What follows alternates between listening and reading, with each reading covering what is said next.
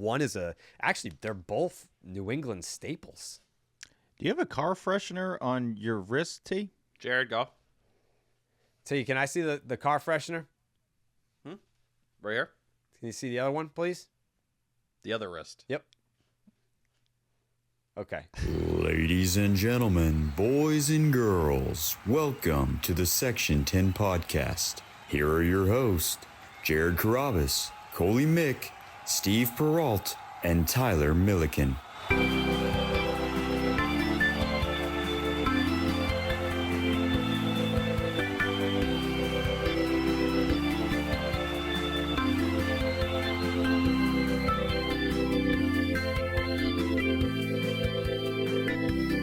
What's up? Welcome back to the Section 10 podcast, episode 608, presented by Kalshi. It is the home of your 4-8 last place Boston Red Sox. My name is Jared Carabas, and I am a certified G and a bona fide stud, and you can't teach that. And this right here, this is Coley Mick, and he is 7 foot tall, and you can't teach that. And this right here, this is Tyler Milliken, and he killed his dog Bullet, and you can't teach that. Bada boom. Realest guys in the room. Steve, how you doing? Ooh, what up, Section 10 in the building? In the motherfucking building. Brewed by Blue Moon. Suck one. Produced by Mikey Eamon and Jeremy 2K Bagzewski. Heyo. That's what's up. Hey, how about a series win, huh? How about a series win for the Sox? All right, they may be 4 games under 500. They may be in last place in the American League East. They may be the worst team in baseball still. But you know what? It's a series win. It's a start, right? You got to start somewhere. Every comeback has an origin story, right, T? Every single... 100%. You know what? One more time. Every single comeback has to start somewhere. This is where it starts. You got the off day on Thursday. You go to St. Louis to play against a shitty St. Louis Cardinals team. It's only uphill from here. It's only uphill for these Sox. They're going to go in. They're going to probably sweep this weekend. And then what does that make the record, T? 7-8. 7-8. 7-8 is the mission. The next time that we meet up with these people, it's going to be 7-8. T, I'm very excited. Steve's got the Wally head on, even though I think that, we'll get to it. The debut of the Wally head was not spectacular, not to jump ahead here, not to jump ahead. I'm not trying to jump ahead or anything like that, but yeah. Have they lost since it came out? No. Yes. No. Well, technically, yes. Technically, yes, no. but no. No.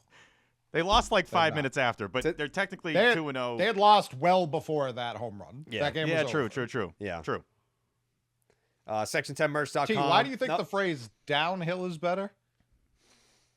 He was trying to correct you. Yeah, so in my head, like I'm thinking about when I used to ride a bike uphill, that felt very hard. Yeah. When I went downhill, it was usually easier. Sure. I kind of glided. Gravity, for sure. Yep. But if you said the Red Sox were going downhill, I'd think in a bad way. But if you told me the Red Sox were going uphill, I wouldn't exactly think positive either. That to me just sounds like a harder path. That's actually not a bad Right, take. Jared? Thank you. It's definitely easier to go downhill. But when things are going downhill, that's usually bad. Because I think it's like you're trying to climb the mountain, and if you slide down the mountain, you're going downhill. It's like, oh, that's not progress. You're trying to get to the top of the mountain. But like your point is valid, T. Thank you. You are seen, you are heard. That's all that You matters. park in the driveway, driving a parkway type beat. Yeah. Yep. Yeah. Yeah. Section10merch.com. Patreon.com/Section10 podcast for all your bonus content. The Discord popping off during the games. We released the first episode of Clean 40 this week, and I think we're doing another one, right? Because we owe the people another one. That is very true. Yeah, Yeah, we didn't get last week, so we'll do 2. Yeah, we're gonna do 2 this week. I would say a raging success, Clean 40. For anyone that doesn't know, what's Clean 40? Well, Steve always wants a Clean 40 for this podcast. He never gets it. But now he's got it, because on the Patreon, we are putting out bonus episodes called Clean 40. They are 40 minutes, and you never know what you're going to get. This past episode, a wild range of topics that took place on Clean 40. Steve, what was your favorite that we discussed? Probably the food, fatty. Oof. I mean, Tahine. Tahine, yes. That was kind of obvious, Yeah. right? Yeah, it's giving a shout out to one of the best players in the game right now. If you've looked at his Savant, Ken I mean, Griffey it's on Jr. fire. But yeah, Tahine would be big. Yeah, video games, backyard baseball. Yeah. Just big shout out to Mikey, Shout out to Mikey, prepping man. us for all that, Yeah. putting us in a good spot with all that. Yeah. Mikey's the man. Shout out to So, Mikey. Yeah, Mikey. He's taking Mikey, the your reins thoughts on real Clean quick 40. on Clean 40? Come on out here, Mikey. Come on here. Take Mikey. a bow. Hey. Mikey, take a bow. How's it going, kid. on my everyone? lap. Yeah, take a bow. How's it going, everyone? Yeah. Turn I'm the bowing. camera on. You got Turn the Bagzewski and Mikey. They've been stepping up. We're the producer search. We're circling. We're circling, and we're trying to make sure that we get the help that 2K and Mikey need. But in the meantime, they're doing a hell of a job. And Mikey taking the reins on Clean 40. It's a fun little show that we're doing for the Patreon subscribers. We appreciate everyone who has subscribed so far. Coley, we got a fucking merch drop on Friday? That's right, Jared. Holy It will be shit. the 10th. Holy shit, dude. I love when the Really, 10th's a really Friday. strong Oof. pieces coming. Nice. Yeah. Real strong pieces Yeah, coming. you were hyping them up. I can't wait to wear them for the Section 10 golf outing that we have. Should we bleep that? Before we dive into it, Steve, we want to give a quick shout out to our sponsor, Kalshi, the largest prediction market in the United States. Kalshi allows you to trade and win real money on events like sports and entertainment. Let's make one thing clear. Kalshi is not a sports book. On Kalshi, you are not playing against the house. You are trading head-to-head against other people. Kalshi just runs the marketplace. This makes Kalshi an exchange. That means they do not profit when you lose. The lines are not set by them. They are based on where the money goes. Public opinion is what sets the line, not some algorithm that is working against you. Kalshi is not regulated by states. Instead, it is CFTC approved, meaning that it is federally. It is a federal. I always skip the A. I don't know what's going on with my brain. It's just like one letter that I never get there. It is a federally regulated exchange, and that's why it is available across the United States. If you want to try it for yourself, Kalshi will give you $20 when you trade $20 if you use the promo code Section 10 when you sign up. Shout out to Kalshi. Thank you guys. Wow, this is big, dude. This is a big fucking show tonight. This is a big fucking show, T. You know what I'm saying? Because the Red Sox won a series for the first time since September. You remember how like different life was back then? Like your life was so different in September. You were so wide-eyed and bushy-tailed and had so much hope in September. T. Do you think I've fallen apart over the winter? Like I've become more depressed and sad? Yes. You're right. I will say I was getting my taxes done yesterday, and I don't know if it was a combination of my actual taxes or just how I looked because the Red Sox have been playing so bad. Yeah. They were very concerned. They asked me multiple times if I was okay. They had like 3 people coming in the room to try and figure everything out. So I think with the Red Sox struggling, I've clearly kind of been a beacon of sadness or depression. Yeah, you'll be all right. Well, You'll be all right. even more so than the record. Casas is retired now. Yeah. That was like one of the final straws for me. Like that was one of those times where I just shut the phone off for a little bit, and I'm like, if I go on Twitter for another 5 minutes, I'm going to start crying. Yeah. I feel like Alex Core was just trolling me with the updates. Like I feel like there was never even a positive moment. I don't believe that. Like they're like, oh, it's not as bad as we thought. He's going to swing on Monday. I think they were just like, yeah, it's not good. And guess what? We're just going to piss on you some more to make you cry. Yeah, I don't want to talk about Casas. The Red Sox won a series against the Milwaukee Brewers, a very good team. A very good team, and it didn't start off great, right? Losing the series opener there.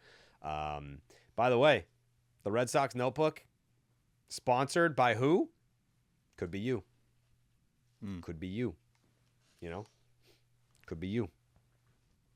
Could be anybody. You know?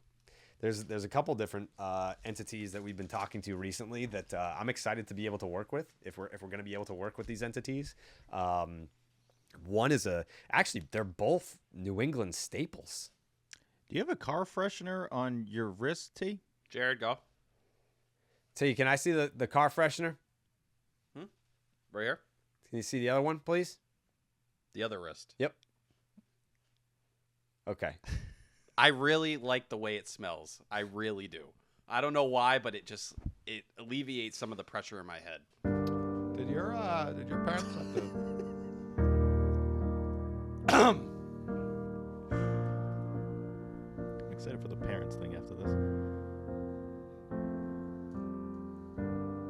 War Pig went to work. 5-hole Story had to murk. Sox bullpen, light work.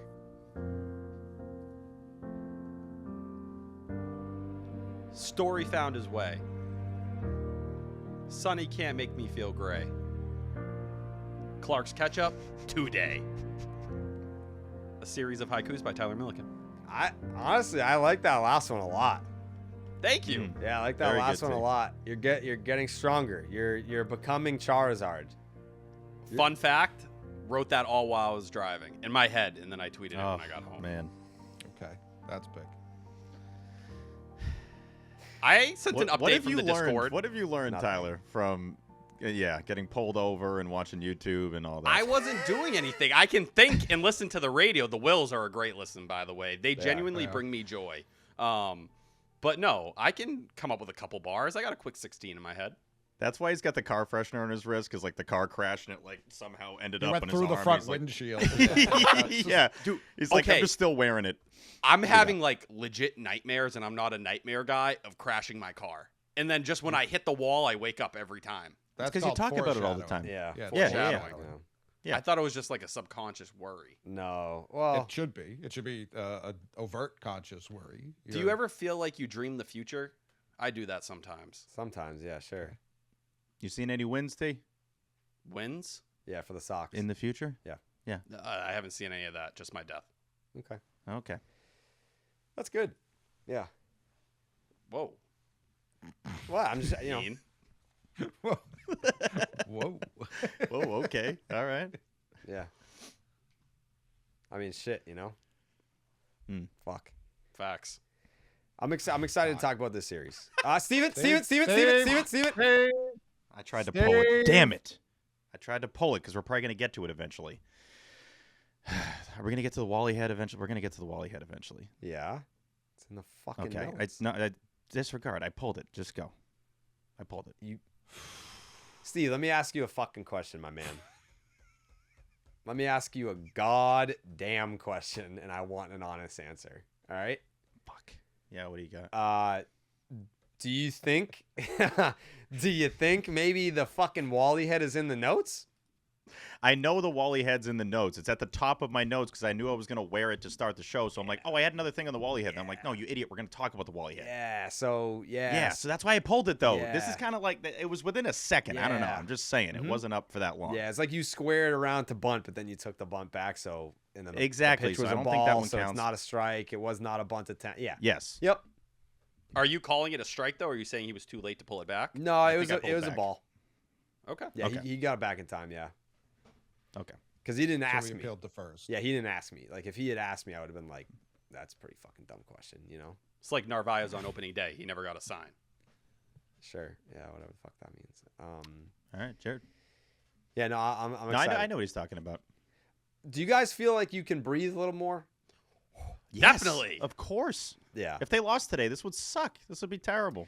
But I feel pretty good. For- Ketchup into an off day is beautiful. Catch up into like you get to just like drizzle for 48 hours. Yeah, you just- get to bathe in that shit. I love That's awesome. people are like, oh, I don't want the off day. It'll ruin momentum. It's like, can I just enjoy the ketchup a little while longer? Mm-hmm. The way this Red Sox bullpen has been working, they need the off day and they need the breather. Yeah. They need the 100%. breather. They need to chill the fuck out. I think we got a lot of tight assholes in that clubhouse, Oh, There's a lot of tightest. tight I think assholes there was a getting in there. loosening moment, though, where some air and maybe some other things started to come out. Sonny's Okay. asshole was wide open today. It was great. Yeah, that's I what you think need. everyone in that clubhouse is thoroughly embracing our DH Trevor Story. I did think of you, Coley, when it happened. Yeah. And then I saw Monasterio at shortstop and IKF at second base. Listen, we can talk about the $6 million man all you want. 75% of this team's wins are when he starts. Mhm. Yep, Let's not IKF talk about fan the club. man who did not run out a double play ball in game 2. He didn't Okay. know it was fair. It's all good. Shocked that it didn't go off his foot. Same. His own foot. Jared? I think when we go over this series, it's almost like the notes are more plentiful when they lose, and then when they win, it's just like like they're because there's I think, not to jump ahead here, but the second to last note of today, it just says it was just so nice to win an easy one, you know? Like Yeah. nothing went wrong. It was just a nice win. It was a shutout. There was nothing to complain about. It was just a nice win, you know? So like there's not as many notes for the series finale. And even like the middle game, it's just like, you know, this went right. This, you know, and Cora said this after the game today. He said, if we pitch well and we play defense, we're going to win baseball games. And that's kind of what they did in the last 2 games of the series. I mean, make no mistake about it. It's because Garrett Crochet and Sonny Gray were the starters in those 2 games, and they've been the best 2 starting pitchers on the staff so far. But I think that was kind of expected. But yeah, I think we should get right into it. I think we should open up the handy dandy notebook and we should talk about this baseball series that the Red Sox staked claim to in at America's most beloved ballpark. How do you feel about that? That is funny because Steve normally opens that. You know what I mean? On Blues Clues. Yeah, I'm just saying that's. Yeah, I thought you were like, fucking. I thought you were talking about yourself, and I was about to flip out. No. That would have been equal to when you flipped out when I answer Steve, how you doing? And I said, I'm not doing that bad. I thought you were going to kill me. I did that one time, like, I don't know, 5 years ago, and I still don't forget about it. That would have been probably equal. Yell at you, Steve. No, you got very upset. And I actually didn't even blame you. I was like, yeah, that's mixing up the intro. That's kind of, that's not good. I was just saying, Steve from Blues Clues, great show. There's probably some people that don't know what that show is, unfortunately, that are listening. Yeah. I will say, during this transition, Steve's been amazing. Oh, wow. Thanks. Yeah. Appreciate that. I expected you to be a little whiny bitch, but you have been. I was like, I can't get the comment without it bouncing out a little know. bit here. That's You have been positive attitude, team player, ready Charming. to roll, all in. Blasting holes. Yeah. Mustache. Hey, yep. Big booty Latina mode at AMB. That tweet was funny, Coley. I'll give you that. I mean, that was such a layup. You probably saw that and you were like, oh, this is a layup. I just got to put a pic Not only up did there. I see that one, I saw one the day before when Mom Donnie was like, time to go out and fill out my 100,000th hole. And I was like, catching up to Peralt. But I was like, this one. I don't eat this one because there's so many people who just see Mom Donnie and they're like, "Fuck him." So I didn't want to. I didn't want to take away from the joke. Today, when I saw that one, I was like, "Listen, if it's the year of the hole, I know who's the face of the hole. And that's Stevie P." I have no idea who that is. No, No, of course, no. That's actually okay that you don't know that one. He sounds like that's not a Key and Peele UFC level. fighter. Yep. He's the mayor of New York. Mm-hmm. Okay, so never mind, Steve. Real quick, Yeah. I'm glad you said that, Jared. That means a lot to me. But I'm sending it right back to you. If we're gonna do some love off the top here, I don't want it. I've known you for a decade. I've never seen you grinding more than this. Toss 'em. Never, Yeah. never seen. Don't toss me. You toss me for this? I don't want it. I don't want it. I've never seen Jared grinding more than he is right now. And, you know, we're not used to giving each other compliments, but he deserves his flowers for what he's doing I right don't now. want it It is yet. ridiculous what's going on behind the scenes, and he's not really talking about it publicly, but he's doing a shitload of stuff behind the scenes. It's very impressive. I want it at the end of the year when we have our second annual Christmas party, and I'm just gonna get fucking trashed, and then we can celebrate the Exhibit. great year that we had together. But That's when you air. That's where you air all the grievances you've been holding throughout the year. I I'm feel like having you'd it beat yet. the hell out of me if you were drunk. huh? I feel like you'd beat me. Oh, if you were Jared's a drunk. great drunk. Oh, I love when he's got I'm a couple in happy him. and chatty. I'm a chatty Cathy. Yeah, it's completely different than when he is normal. Yeah, so you I'm want to get a couple. super happy and like I give hugs. You know, You unbutton shirts. You do all that. And a little Yep. boop boop boop boop. Yep, I'll never forget. Steve. I haven't Lyons seen you pissed. shirtless. Huh? I haven't seen you shirtless. I don't really. Who? I don't really do that. I just like to see it. Fat. Yeah, I'm fat, dude. Ooh. The fuck. Can't relate. Whoa, now, Coley. Take a break for 1 second because we got to talk about Blue Moon. Even if you love beer, there are some moments that you want to enjoy a non-alcoholic drink. You can celebrate those moments with Blue Moon's non-alcoholic Belgian white Belgian-style wheat brew. It's for when you want to drink a non-alcoholic version of your favorite beer. The weekend's coming up. The Sox just won a series. They're off on Thursday. This team can't hurt us for a little bit. T, how you feeling about a little Blue Moon action this weekend? I'm finally happy again. I think I'm going to do 5 moons a day. That's my new diet. Okay. Mhm. All right. I like that. I like I that. like that. That's very good. Inspired by the beer you already love and available year-round, a Belgian white, Belgian-style wheat brew that tastes like drinking, even if it's not. Crafted with Valencia orange peel and coriander, it tastes balanced and refreshing. Nothing compares to the great taste of a Blue Moon non-alcoholic Belgian white, Belgian-style wheat brew. Blue Moon, made brighter. Get Blue Moon non-alcoholic Belgian white, Belgian-style wheat brew delivered by visiting get.bluemoonbeer.com/Jared for delivery options. That is get.bluemoonbeer.com/Jared. Blue Moon, made brighter. Celebrate responsibly. Blue Moon Brewing Company, Golden, Colorado. Non-alcoholic malt beverage, contains less than 0.5% alcohol per volume. Steve, how about Nutrafol, huh? Yeah, Jerry, I love Nutrafol, and I need Nutrafol. You know Yes. how in sports, Jared, everyone's got a can't-miss training hack? Sure. You do know that. If- And most of them don't actually, you know it, right? Who doesn't know that?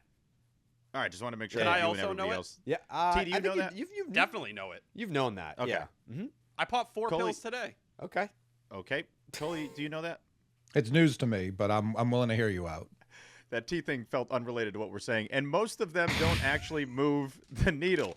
That's how I used to feel about hair growth products. A lot of hype, not a lot of results, T. What changed for me was learning that Nutrafol isn't just another supplement. It's physician-formulated, clinically tested, and recommended by dermatologists, which is always a good thing to see. It's a real game plan for thinning hair. Guys, if your hair isn't playing like it did in your 20s, it might be time for a real comeback, not another workaround, because throwing on a hat like the thing on my head isn't a strategy. Nutrafol supports healthier hair from within. Nutrafol now offers hair growth supplements tailored to men at every age, because the root cause of hair thinning changes over time, and your routine should too. Nutrafol is the #1 dermatologist recommended hair growth supplement brand, trusted by over 1.5 million people. Is that a lot of people, T?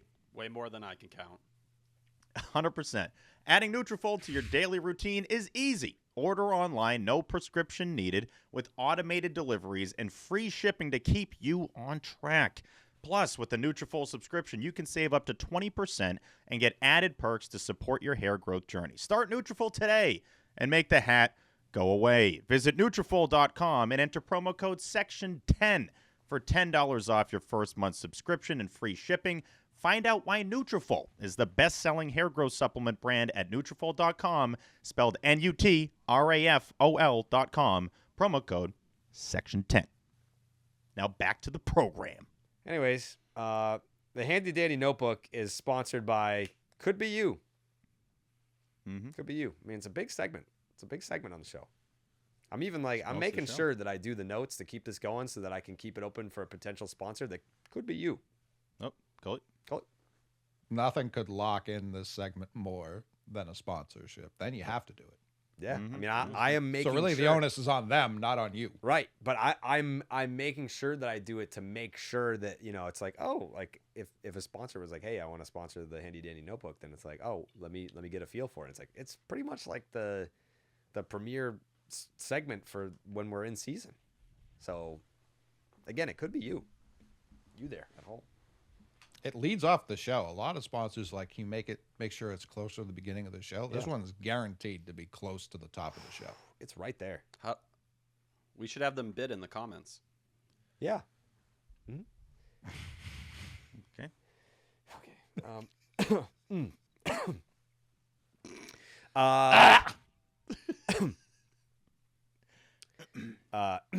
Monday, right? What the fuck day is it? Today's Mhm. Wednesday? Yeah. Monday was the first one. Yep. Monday was the first game. This was April 6th versus the Brewers. First line here says, we are in the first inning, and I am ready to remove Trevor Story from shortstop effective immediately. That, I don't remember the play, but it had to have been real bad. Was that the one that, It it wasn't wasn't. even close? It was a little harsh. No. Oh, that's one. He caught. No, he got a ball that Meyer was just going to get and throw out easily because he knows he has to play shortstop when he's playing second base. So he dove, he caught it, he got to his feet, and then he threw it like kind of directly into the dugout. Yeah. Yeah. Yeah, that's not I think gonna- that was asking too much of him. It's like he's got to make the dive Way and the too throw. much. He's Just like, I eat it. can't do that for you right now. That's an I eat can it I can play. eat it for you, but I can't make the out. Eat it. Yeah. I think Meyer makes the out. I don't know. It's like an easy play, but I do think he makes the out. I think I agree. that narrative is gaining momentum. I think we're getting a lot of public support on that, the flip-flop. the up the middle flip flop. Because I know Coley wants to move Trevor Story to DH. I just want to flip flop him. And he played DH today. He did. I did have this talk with Maz, and Maz thought that might be like an ego problem. I don't think that Trevor Story's an ego guy where he would be like, I'm the shortstop. I don't think so. I think if you were to try to remove Trevor Story from shortstop in favor of IKF, then he'd be like, fuck that. But if it's the blue chip prospect, number one, first round pick from 2021, and it's, a top prospect in your system, and he's a shortstop, then it's like, all right, yeah, like I'll pass the torch, but he's not passing it to IKF. He would pass it to Marcel Meyer, I would imagine. The franchise also can't play that card at all based off the last 12 months. What, saying that the torch needs to be passed to Meyer? No, saying that anyone should be able to move for any reason, regardless of contract, regardless of leadership, because they told us that's why they traded a guy, because he wouldn't do that. Sure. It's fair. Brian Bayo still getting swings and misses. Love to see that. Stranded 2 in scoring position with 2 strikeouts in the first. Next line here says, thank you, Sal Frelick. RBI Dinky Doo for TS10. That makes it 1-0 Sox in the first inning. I love Sal. I'm not going to say that he should have caught that, but I think if it's the playoffs, he's laying out for that and probably catching the ball. So thank you to local man, Lexington native, Sal Frelick, BC I believe guy. so. BC, go Eagles. Next line here says Caleb Durbin, bad at steal. Got thrown out in the second inning. Added to the list. I was fine with that, though. Like, give Roman a clean inning to come up with. Like, that was completely fine. Yeah. Of all his fuck-ups, that was the least. I don't know. Next line here says 2026 Bayo is Daisuke Matsuzaka. I'm just saying. It's a lot of traffic. It's a lot of pitches to not throw a lot of innings, to not allow a lot of runs. That's 2008 Daisuke Matsuzaka in a nutshell.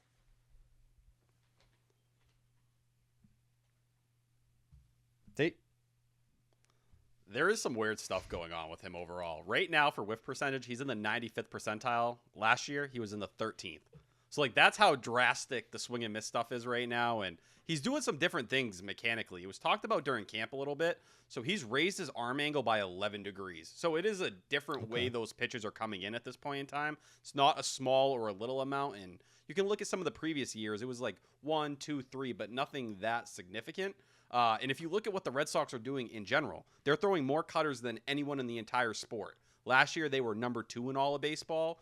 This year, they're number 1. The Rangers were number 1 a year ago, and they had the number 1 pitching staff in the entire sport. But yeah, 17 whiffs in this start, 19 in his last start. That's just a different pitcher than he's been. And the crazy part is 70% of the guys he faced, first pitch strike. So he was in there and he was pounding the zone. It's finishing hitters. It's some of these longer at bats and the walks kind of creeping up. It's just not a very efficient way of doing things. But if you were able to add the swing and miss to the pitcher we saw a year ago, all right, that was the missing link. That was the thing that could kind of transform him. Last year, he was able to get out of a lot of these jams. That was one of the things we kind of, said, good for you. You've learned to, not kind of fall apart or crap your pants in that 4th or 5th inning like we typically see.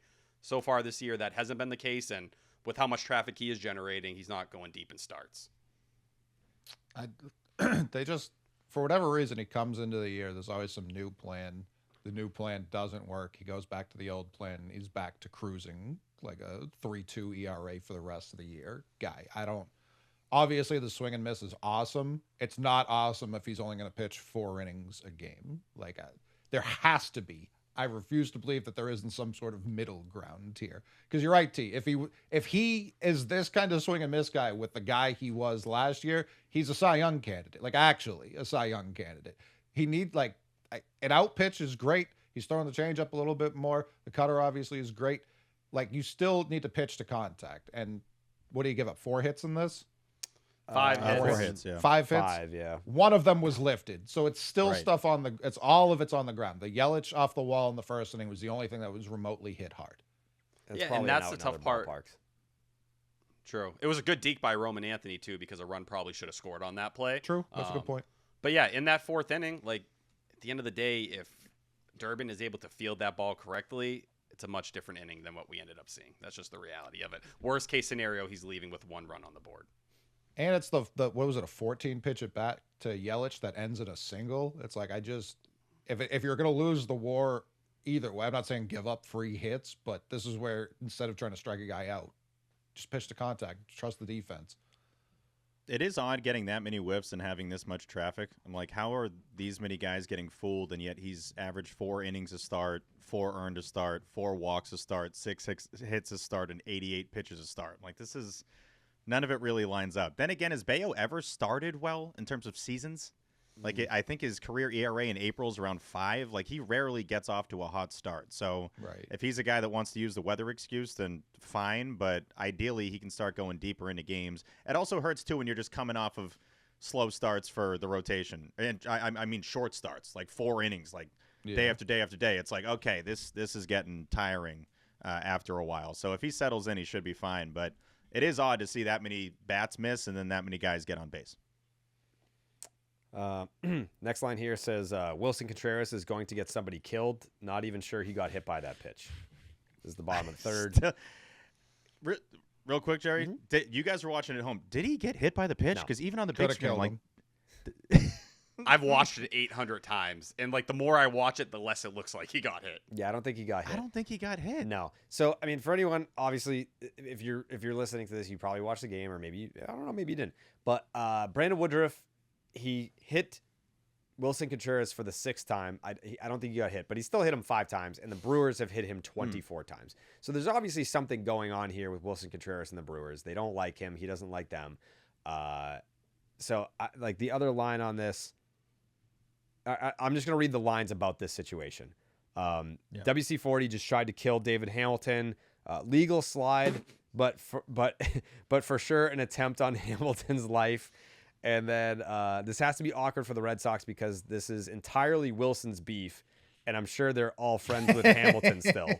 So that's where I was at on that. Like I was just thinking of the psychology of this. If there was no history between the Brewers and Wilson Contreras, and like they threw at his head and like he's fired up and whatever, then it's like, all right, let's go. But I was fully aware of the history here, and so I'm thinking like, okay, this guy's been my teammate for 3 weeks, and he has a 10-year, like the lore here, it goes back a decade that they've been throwing at this fucking guy. And it's like, this is kind of like your thing.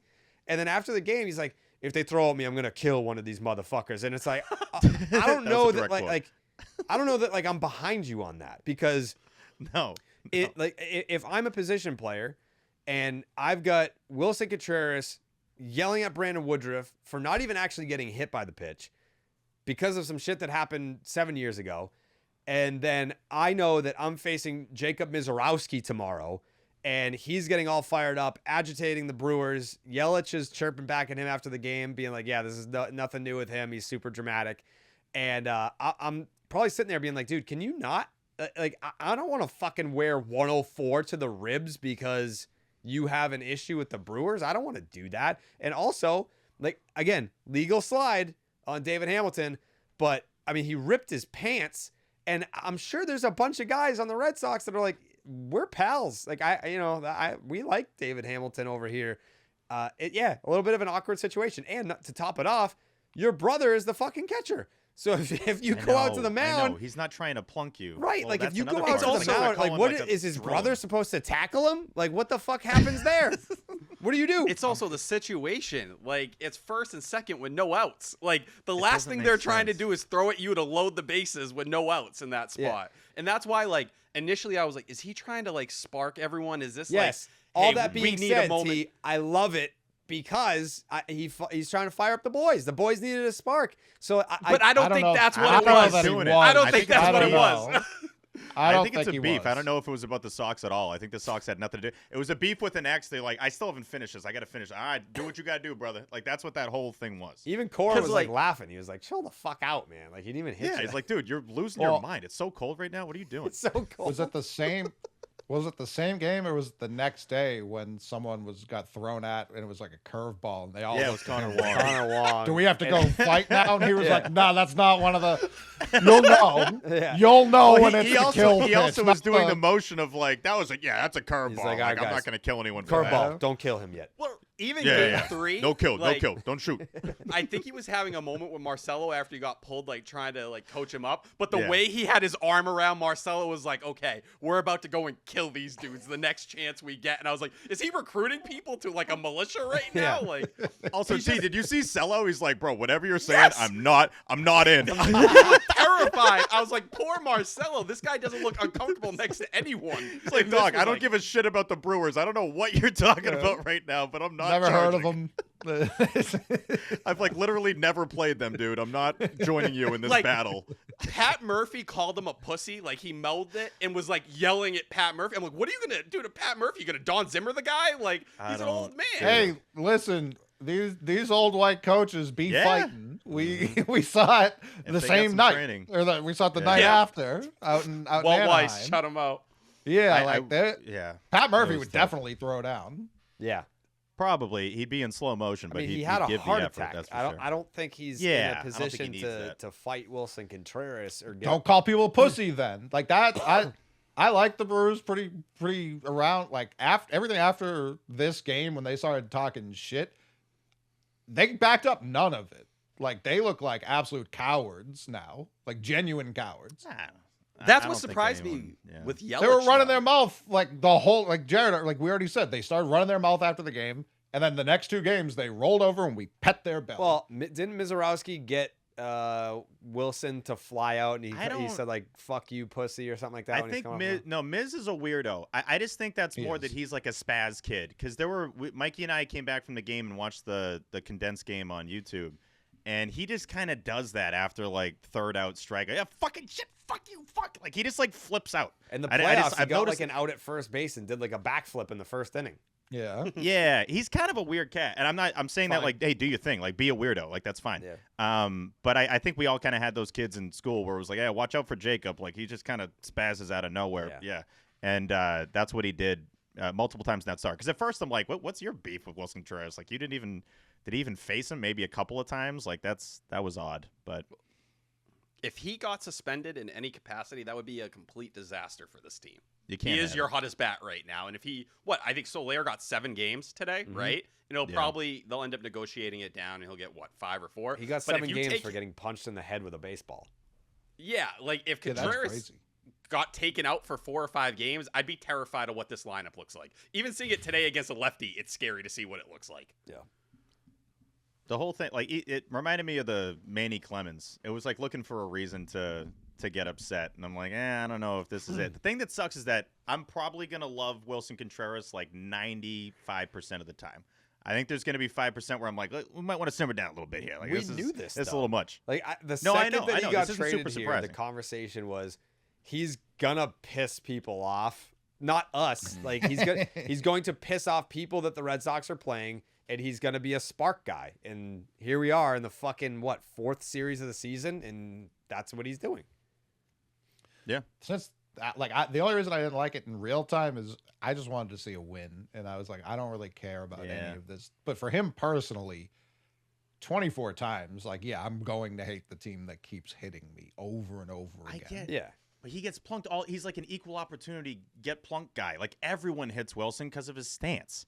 So, Yeah. and if you're going to try to come inside at all and it's just assume that you're trying to get hit every time, it's like you're all over the plate. Like I get where the other teams are coming from in this situation. But I can't remember a player kind of flipping out like that in the post game and just straight up saying like I'm going to kill a guy if they throw at me Manny again. Machado. And there were a couple instances.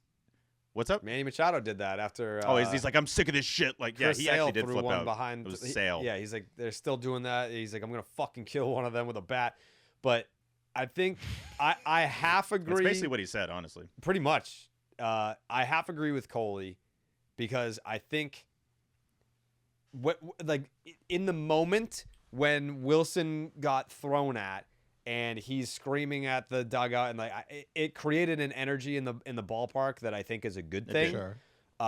What I didn't totally love the stuff after the game because you lost the game, Right. and you're at the time 2-8, and I'm like, can we win a fucking game before we start threatening to hurt people physically? Like I think if they were playing good baseball and they had won the game, I feel differently about the comments. But coming off a loss and you're 2-8, it's like, are we we're more focused on fighting the Brewers than we are like winning the game.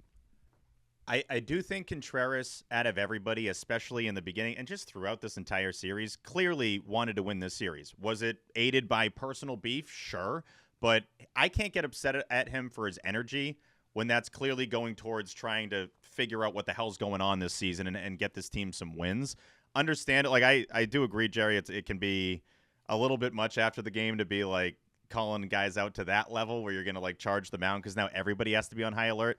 Those at-bats that next night were a little uncomfy. Like, I was looking at the dugout. I'm just seeing if guys are ready to go. Marcelo actually seemed like he was ready to jump over and go. So maybe Wilson got to him earlier than that clip that was on Nesson. Honestly, he's like, do you got me tomorrow, bro? Like, yeah, I got you. But there was just a uncomfortable feeling in the park because I don't think everyone had the context, kind of myself included. I didn't know he got plunked that many times. I really didn't. And then Pat Murphy, by the way, we're so concerned about speeding these games up. He was out on the field for like 10 minutes. I'm like, let's fucking go. Like, what are we doing? He's talking to all the umps, and that's just also giving Wilson more juice to chirp at everybody. Ceddanne was outside the dugout chirping at people. I'm like, not fully sure what his beef is with the Brewers. He's ready to go. He's ready to go. He is. But there was a lot going on with that situation. It was a little confusing in person. I still don't think he got hit, but I love his energy. I can't play both sides. I gotta love him. Because there's going to be a little bit of me that's like, hey, let's pump the brakes, but you gotta fully embrace him because that's who he is. I wish he's Mikey, by the way. He is Mikey. WC40. Sure. I wish he were here longer so that I could be like, all right, we ride for Wilson, but it's like, I know it's a little, I don't know, like iffy that he kind of just got here and we're supposed to be ready to kill the Brewers, and I'm like, this is your beef. Like, this isn't our beef. April 6th. Yeah. Well, that was the tough part. There was like no one like putting their arm around him. Like when he was in the dugout and he started losing it and he was yelling again, I was like, someone like corral him or bring him down and talk to him. Nobody. Like everyone was like, dude, you're gonna do your thing. Even Cora. That's also Durant's like, we don't really care that much. No, like Cora came out to first base and was the one that like reeled them in a little bit, but there was no one like willing to kind of like tone him down. And I don't know if that's kind of like a lack of a leadership thing, but at the same time for Wilson Contreras, like we talked with Jaron Duran. It's a valid point. Like Jaron Duran's someone in terms of when he gets angry and stuff, you're kind of like, all right, no, you need him to have a calm mind, and then he seems to be okay. Contreras, when he's mad, the sliders, dude, 99, 99, 99. Like when he's in rage, he plays good ball. Like you could see when he was going up to the plate, there was just a different thing to him. He was like, I want to do damage to you in some way. I don't care if it's via the bat. I don't care if it's via the ball going through your head, but he was ready. It almost feels like Duran and WC40 are just like, it could be a very toxic couple. It's like Pam Anderson and Tommy Lee. It's like, I don't know that they're going to be good together. It's like they're just going to start validating each other's like violent thoughts. Like, nah, dude, you were totally right to say kill that guy the next game. Like, I'm in the same boat. We should beat the shit out of him in the parking lot. Impressive by WC40 to that point, T, to be all that fired up and clearly want to beat this team so bad and still draw walks. And still be disciplined at the plate and not just trying to hit it 8,000 feet. And he had said that to Jemai after Game 3. It's like, I'm just trying to keep the lineup moving, man. I'm trying to get it to the next guy. And I was like, you know what? That's where he's like a veteran that can also absolutely hate a team. Where it's like, I've played ball enough to know I can't just be trying to hit it to Lansdowne every time, to try to help these guys out. But Mikey, your thoughts? Obviously, I'm sure you have a lot. I am following this guy into battle no matter what. I don't care. WC40 is my guy. I think I am the long-lost Contreras, brother. Call me Mike Contreras. Something similar happened my senior year at Taunton High against New Bedford. The whole team wanted to fight me. Nobody else on the Taunton High team really had my back. And I was just like going crazy on the mound.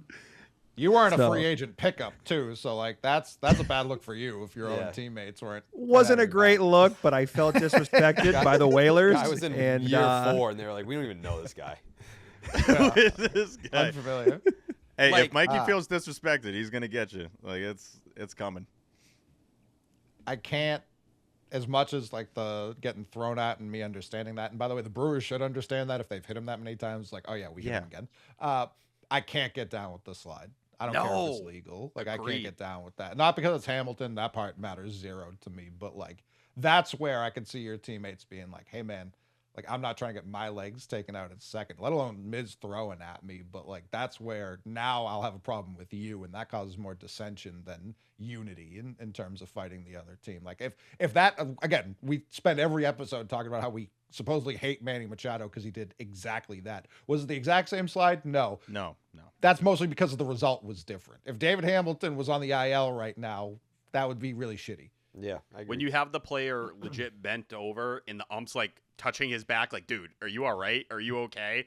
I was like, come on, man. Right after that, like, you can't frame it out any other way. You can't pretend it was an accident. And Contreras really didn't try to pretend it was an accident. He went to the dugout and started talking more shit. So it's like, he wasn't sorry. And I don't know. Obviously, for David Hamilton as a whole, we all have our feelings on him.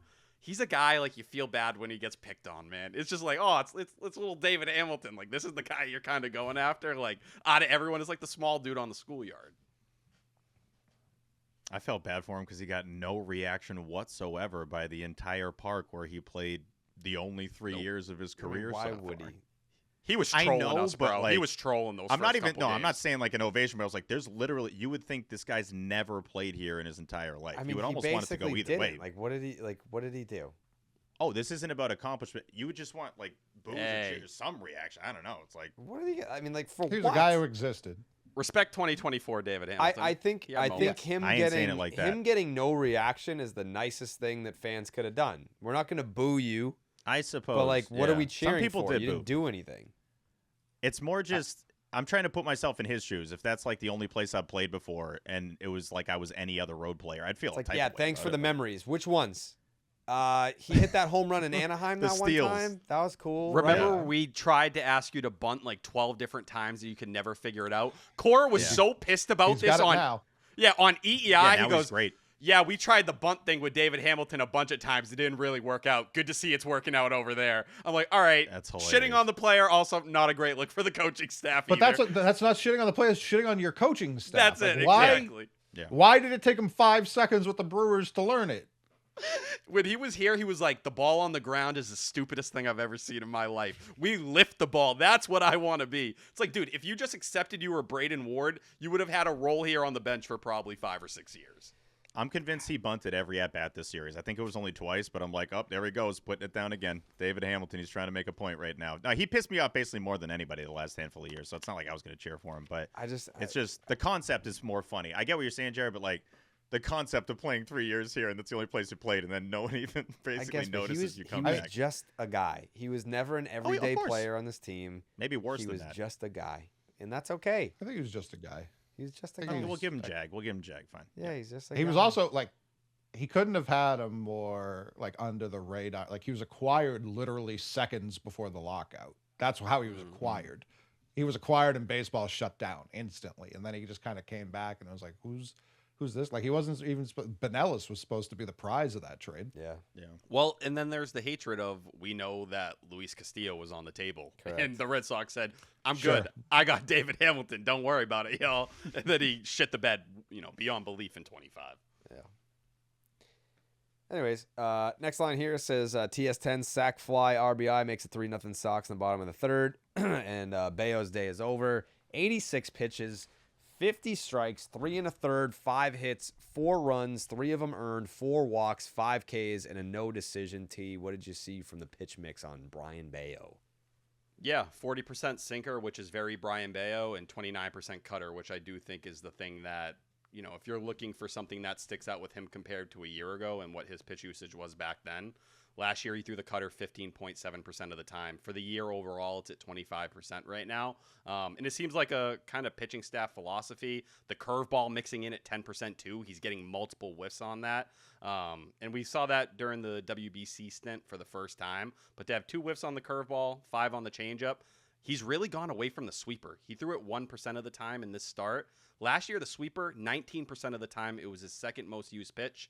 This year, it's his 4th most used overall at 10.7%, which is weird because I feel like when we talked about Bayo a year ago, we couldn't talk about the sweeper more. Andrew Bailey, you put a mic in front of him, he wanted to talk about the sweeper at that time. I think you're just seeing a guy who's getting more comfortable with the curveball and seemingly leaning a little bit more into that cutter and getting far away from the 4-seamer, which he brought back last year along with the cutter, and it was kind of one of the things that got him on track. It just seems like less four-seamer is going to be kind of the target this year. Next line here says Caleb Durbin bad at field, E5, 3-1 Sox in the top of the fourth. Next line here says Caleb Durbin still bad at field, tough play, but RBI for Yelich, 3-2 Sox in the top of the fourth. 4-pitch bases loaded walk, fuck this team, 4-3 Brewers, top four. Ceddanne sharp infield single ties it up, 4-4 bottom four. WC40 is locked in when he wants to kill everybody. Ground rule double makes it 5-4 Sox in the bottom of the fourth. 6 infield singles for the Brewers already in this game. Makes it 5-5 in the top of the fifth. What in God's fucking name was that throw from Roman Anthony? Holy shit. 7-5 Brewers in the top of the eighth. So the last episode that we did, we had to hit on the Roman's arm thing, and I would say out of all the bad throws that we've seen from Roman, this was the worst one by far. And like Cora talked about it after this game, and he was like, he's 100% healthy, so it rules out the injury theory. I think it's becoming, if not already is, a mental thing. You know, like going back to what Coley had, the anecdote about him being like a 55 grade arm in the minors. And it like these are like that ball didn't even make it to the fucking infield. And even if it did, it was so far offline that, I mean, a big league outfielder does not make a throw like that, like 100 out of 100 times. So I'm leaning towards like not like the yips. I don't foresee this being a thing like forever or for an extended period of time, but I do think that it happened once, it happened again, and now every time that there's a situation where he has to throw the ball, I think he's like, oh fuck, and then it happens. So that sucks. Like that absolutely sucks. Like that's got to feel like a I'm naked out here moment when you're in left field at Fenway Park and you know the fans are like right on top of you, and yeah, that's got to suck. And he was honest about it after the game. You know, he was like, yeah, that was fucking terrible. I don't know. It was a bad throw in a series. I think he said 4 throws. Yeah, it's just tough. It's a tough spot for the kid to be in. But at the end of the day, I'm hoping this is not like a long-term problem, or else, you know, he's a first baseman. You know, that's what we said on the last episode. But you know, the throw. The worst part was the still shot of Roman fielding the baseball and the runner basically being at third base, and the book is out on Roman's throwing issues. So teams are just send him. He can't even. Not only he's not even throwing it to the fucking infield. It's always offline too. So yeah, that's going to be an issue. Well, that's the weird thing, because Stats had a good tweet about it, and I was kind of diving into a lot of his throwing numbers last year. He maxed out at about 88 arm-wise last year. 87 is average for a left fielder's arm. This year, his arm strength has gone up. He's tied for the hardest throw of any outfielder this year at 91 miles per hour, and just going through MLB films, I was like, let me just see you throw the ball to the infield on other plays. If it's a non-high leverage spot, his arm's fine. He's getting the ball in there to where it is. So is it... You know, when we do talk about yips and some of those big moments when he has to come through on those throws, that seems to be really where it sets him off. And I was going through the list of players, like guys who've had the yips. There's not many outfielders. Chris Davis is really the only one who had a great story on the Player Tribune probably 8 years ago now, as crazy as that sounds. But it was the opposite of Roman. He had an issue. He had an issue throwing to the cutoff guy like in just regular spots. It messed with his head. With Roman in these situations, and that's where the mechanics conversation really comes into play, it's just clear, like, the way his body is positioned, it's just not what it needs to be. He's clearly overthinking it, and my question would be, is it from working at different outfield spots that he's kind of uncomfortable? Because we saw in AAA last year, it was time in center, time in right, time in left. Last year, both corners. Even this year, they've told you right field will be his when Willie Abreu doesn't play on the rare occasion. So is it the moving around that's kind of messed with him? And I think this is a big spot for Kyle Hudson to show his worth, because if you want to tout him as this outfield coach, then you better be able to fix this. If it's mental, it feels like it's probably, hey, not only do I have to provide all the offense for this team theoretically, but now I also have to prevent every run too. Like at a certain point, they are asking. I'm not saying we shouldn't be asking him to be able to hit the shortstop in the air from left field. Like, obviously, you should be able to do that. But all of these runs have been go ahead or runs that are going to end up saving the game. And it's like, all right, yeah, he does kind of have to do everything. Mentally, I'm sure that's super taxing. I do think eventually this will be something we look back on of like, remember the start of the season when Roman couldn't even throw the ball to the shortstop or the cutoff guy? Like, what the hell was that all about? I applaud him for how he's handling this. That's one thing that consistently I see with Roman. He's beyond his years in how he handles the media. It's obviously obnoxious that he has to be like the face of the Red Sox for handling media questions at the age of 21 years old. But I think he's up to it. I genuinely think he is. It also sucks that the gripping the ball thing is fair. Of course, they haven't just been playing in 30-degree weather in every game so far. It's a fair gripe, but, like, no one wants to hear that. I'm not saying that in a no one wants to hear that Roman way. It's just that no one ever wants to hear that you can't grip the ball. It's just the games are going on. It's cold. We're all cold. You got to just kind of figure it out. Chappie was laughing last night after he closed it out because he's like, I had no clue where that thing was going. And him having the slowest pitch he's had in the Savant era, it's like, well, I couldn't grip the ball. So that's a fair thing, and it's totally understandable. But it does not excuse throwing the ball, like, into the grass from left field you can't at Fenway like, Park. People want to be like noodle arm. It's not that. Like, if he just had no arm whatsoever, that'd be one argument. It looks like it is the issue. Like, and I that's it. understand.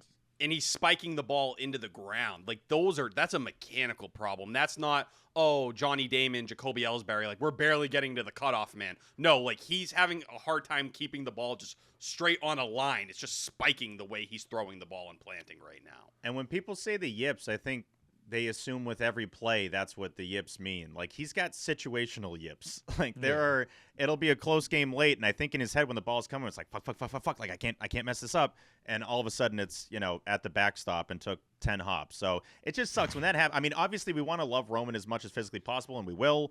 And it just blows that this is the guy that's in the middle of an arm throwing thing, because it's like there's already so much on his shoulders, no pun intended. I don't want him to have to worry about, if he's throwing perfect balls into home. But they have, to your point, Coley, they have been very consequential throws. They are in moments where they're deciding wins and losses, and that's why they're amplified. Yeah, it's bad. I hope it corrects itself. Because I we need agree. to give him those instructional videos. He needs to start throwing Lewinsky. them some trash barrels. Back to back AAU back-to-back. national champions. Yeah, that's what he needs. I do wonder how Jarren Duran feels at certain points, and I'm not like, Jarren Duran, I hope you can see that Roman Anthony needs to play every single day, but the fact that he didn't play the first game of the series and the last game of the series.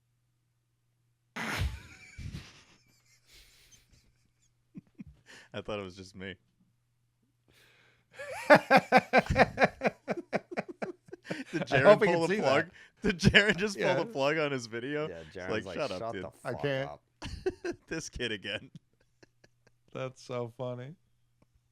It's like, as of now, it's the worst take of all time. We don't know what else he said, but as of right now, that's 1-1 worst take ever. I had a feeling he was going to save it. It's just like cutting there is brutal. Oh, Yeah, there he he's goes. dead. Cooked. Yep. So you got flipped. That's all right. Jarren Duran just shot a bazooka at his bedroom window. Yeah, T might be dead right now. Sal Friedlich, RBI knock, hometown guy, local guy, good guy. Makes it 8-5 Brewers in the 9th. And then, Steve, here's your moment. Saddest Wally head celebration of all time. WC40 God. hits one over Terrible. everything. 8-6 Brewers in the bottom of the 9th. Red Sox lose 8-6 to fall to 2-8 on the season. Is T back? T's back. Hi, guys. How are you? There you go, T. I don't know what happened there. It just said I disconnected from the server. Oh, damn, that's tough. Steve? I'm back. Yeah. Couple things here. Mhm. One, it was a weird feeling because obviously Mikey and I are going to beat a lot of games this year, and WC40's his guy. Yeah. So he was super pumped because he documented the home run, and I'm like, I just can't get excited right now. Like I just can't do it. I understand. I'm like, hey, have fun, be happy for your boy. And I'm so pissed in that moment in the 9th inning because it just kind of felt like this was a collection of things that have happened over days and days and days. And it's like, what the fuck is this team? That I honestly forgot about the Wally head. It took me going on Twitter after the game to think, oh, right, they debuted it for this. And I still don't get how that's the case. Like, how they don't have that thing ready to go for opening day is beyond me. I'll agree with you, Coley. Like, I do think they're undefeated with the Wally head. And at worst case scenario, they're undefeated in series with the Wally head. You can agree with that, T. I know you're making faces, but you can agree with Be that. hard to disagree with that. Be hard to disagree. Because it's literally 100% true. And I did the 162 record pace because I love doing that. Without the Wally head, 46 and 116. With the Wally head, 108 and 54. What's that record, T? What's the significance of that one? 108 and 54, T. The 2018 Red Sox. Yes, thank you. 2018 Red Sox. Yeah. So I'm sorry, they are on a 2018 Red Sox pace with the Wally head. Just keep it. You should have had it the whole time, but I'm glad it's here. Mustache is looking great, Steve. Thank you. I appreciate it. I can't believe I was ever without this. I'm basically naked without it now. See? Hold on. I don't know if you guys- No. Yeah, no. Oh, yeah, the pink. I'm respecting rules. Thank you, No, Jared. disconnect your computer again. Yeah. Me? Jared. Steve, is this like is this a learning moment for you? It is. It definitely is. And I'm not saying, because I know you were very pro mustache, so I'm not just like shaving it to upset you by any means, but the season was over, so I shaved it. That's why I got rid of it last time, because it was like an in-season thing. Now I think it's just like a Steve thing. It was like you did it during COVID, and I was like, this is your look. And then you did it again last year and then shaved it. So this is the third time, actually. I it's told because you I in messed it up in 2020 COVID. that this was your thing. No, you're right. I messed it up in 2020 because I dyed it and it got way too dark and it looked stupid. I know we talked about that with Peyton Tully in the program, and I was like, I got to shave this. And no, I had mentioned it then. I'll mention it now. Like, my mom hates it, and I respect the hell out of Joan P. And I think that's a big reason why I shaved it in 2020. But I literally, so I was talking the other day, so we're talking socks. She's like, this is tough, huh? I'm like, yeah, it's really tough. I was like, do you hate this? She's like, I don't love it, but I know it's for the show, so you should keep it. It's for I was the like, okay. show. Yeah, well, she thinks that anything's a bit. If I do anything, it's like, that must be a show bit. She's actually pretty right about that. Yeah, but, I think it was birthed on the show, but I don't think it's for the show. I think it's for Steve. not Not for at the this show, point. but there's just a lot of things that are show adjacent, and that are kind of birthed here. Sure. So It's just it fucking fits like a glove, Steve. yeah, I it's like when not you do going that, anywhere. Steve. Yeah. Just get you going, T. The finger thing. That's, Yeah. There's I something never we done got to that. do something with T's beard. Like it's just not it. I think I haven't T got looks a great. haircut in No, like a he month. doesn't. Like it's too bushy. It's too bushy. It's a little long right now. It's For too sure. bushy. I'm getting a haircut this week. It'll look good, I All promise. right. Yeah. He usually takes good care of you. See? Did we talk about Giovanni Moran? Yeah, we actually Yeah, we just covered that it. was crazy. When you were gone, we did a whole Moran segment on it. Yeah. thing. What was the take your computer exploded on? Because it stunk. From what we got, it stunk. So I want to give you a chance to save yourself. You said, credit to Jaron Duran, Roman Anthony can't throw. That was basically what your take Oh, that was. Yeah, Oh you- no, I You just left said it that. if I was Jaron Duran and like this whole team touts me as like a good outfielder, a great left fielder, despite defensive run saves like some outs above average is kind of Just quirky. get the point, dude. with left field. Land the plane, T. But for him to sit the first game and the third game, once against a righty, obviously against a lefty today, I do wonder where his head is at this point in time. It has to be a very Probably weird furious, place. And yeah. yeah, I don't know. It's And just he should something to be. keep an eye on. It speaks to the roster construction more than anything, but what a weird place to be when you were holding this guy and saying, like, we can't move him. He's an MVP candidate in our eyes. And then he sits 2 out of 3 times in a series like this. Right, that was this offseason, too. It wasn't Yes. like forever ago. That was this offseason. And we're talking about the Wally head right now. Him being the guy just standing there in a game he wasn't in, like T's pointing out. And he's just kind of like waiting for, he's like looking around. He's like, are we sure this is the time? Like, are we sure? And he's like, well, here you go. Wellesley Contreras like, I don't know what the fuck this thing is. It's basically like he was trying to get confirmation from someone else. Like, I look really dumb holding this thing right now. Like, should I put it on his head? Because we can still put this back in the clubhouse. Like, that's kind of what it looked like. But they messed themselves up with the Wally head thing. I know not no one cares, but not a lot of people care. Just be ready for the season. If you're going to have a home run celly, be ready for the season. It's the same one as last year. Do we have a report where, like, it's not like they had to get it made new, right? I know what happened. What I know what happened? happened. Yeah. What happened? He goes, yeah. Yeah, I do know what happened. What Yep. happened, Steve? I don't know if I can say what happened. Why? Fucking say it. I don't know if I can. Fucking I don't- say Make it an might be- analogy. Fuck. It might be crossing my source. I don't know if I can say it. Wow. What the fuck? It's a fucking Wally head. What are we talking about here? What could be so controversial about a fucking mascot motorcycle helmet? It's not controversial really at all. Here's the problem. Now it sounds No, controversial. I know. This now makes it way worse than if I just said it. No, I just think they weren't ready. I think they had no idea what they were going to do for a home run celly. And then all of a sudden they're like, well, we should just do the Wally head. All right, let's clean it up and do the Wally head. Like, Pittsburgh how has- was that hard? Like, just be ready to go. I don't.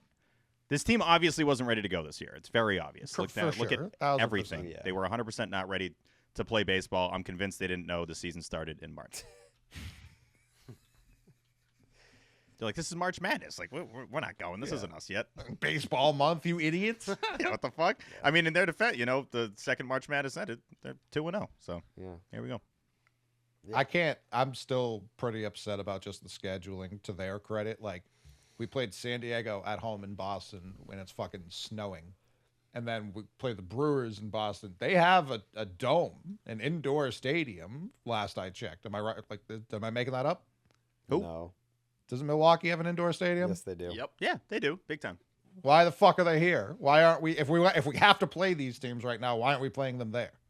Manny Wasn't there Machado some kind wearing of- a hoodie was hilarious. That was Legit funny. full-blown hoodie underneath the jersey. I mean, this time of year you do see that. It's more in like Colorado than with a Padres game. But like, yeah, I think maybe I misremember this or something, but I feel like a handful of years ago they're like, if we're starting the season, you can play anywhere. Like we don't want to hurt the But warm that's weather teams stupid. by having more road games in September than they would in start of the season.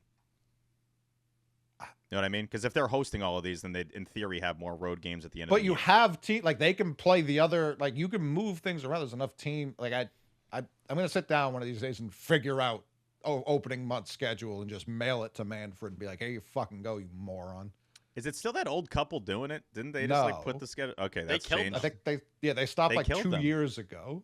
Okay, so that was recent. Yeah. Yeah, they hit Wilson Contreras with too many pitches and he burned down their house. There's a lot of hand warming things now. I feel like more than I ever saw before. Like Willie Abreu has like the full quarterback one in right field, and I'm like, damn, Wilson like, he had can it on just rest his today. hands in. Yeah, Yeah, it's like a interesting. fanny pack. I don't remember seeing it that much. No. Whatever. All right. Game 2. First line here says Jacob Mizorowski might strike out 30 tonight. He was certainly on pace for it at one point. Ooh. Yeah, he's electric. He's electric to watch. The strikeouts are impressive. He threw his fastest pitch last year was in the playoffs. He threw like 104.3 or something like that. I know it was 104. Anyways, Garrett Crochet is on a mission tonight. That was in the 3rd inning that I had that thought because he was just matching them. The Brewers have turned David Hamilton into a good player. I'm going to be sick. I don't know what he did, but it was in the bottom of the 4th that I had that thought. He robbed Roman Anthony of a hit. Yeah, that was That was probably a it. really good play. Crochet going goose egg for goose egg with Mizorowski is a beautiful thing. That was in the 6th inning. TS10, 2-run double, 2-0 Sox in the bottom of the 6th. Crochet running out of gas here. Hit by pitch with the bases loaded makes it 3-1 Sox in the 7th. His day ends at 107 pitches, 65 strikes. Is that right? 6 1/3 innings, 5 hits, 2 earned runs, 2 walks, 7 Ks. Got the no decision tee. What was working for Garrett Crochet? This guy's another cutter Got merchant. the win, right? Did he get the win? Yes, I Yeah. think so. Another cutter merchant. As we keep Yeah, talking you're about right. the Red Sox staff right now, you Let me look at update the notes. 2025. I'll update the notes.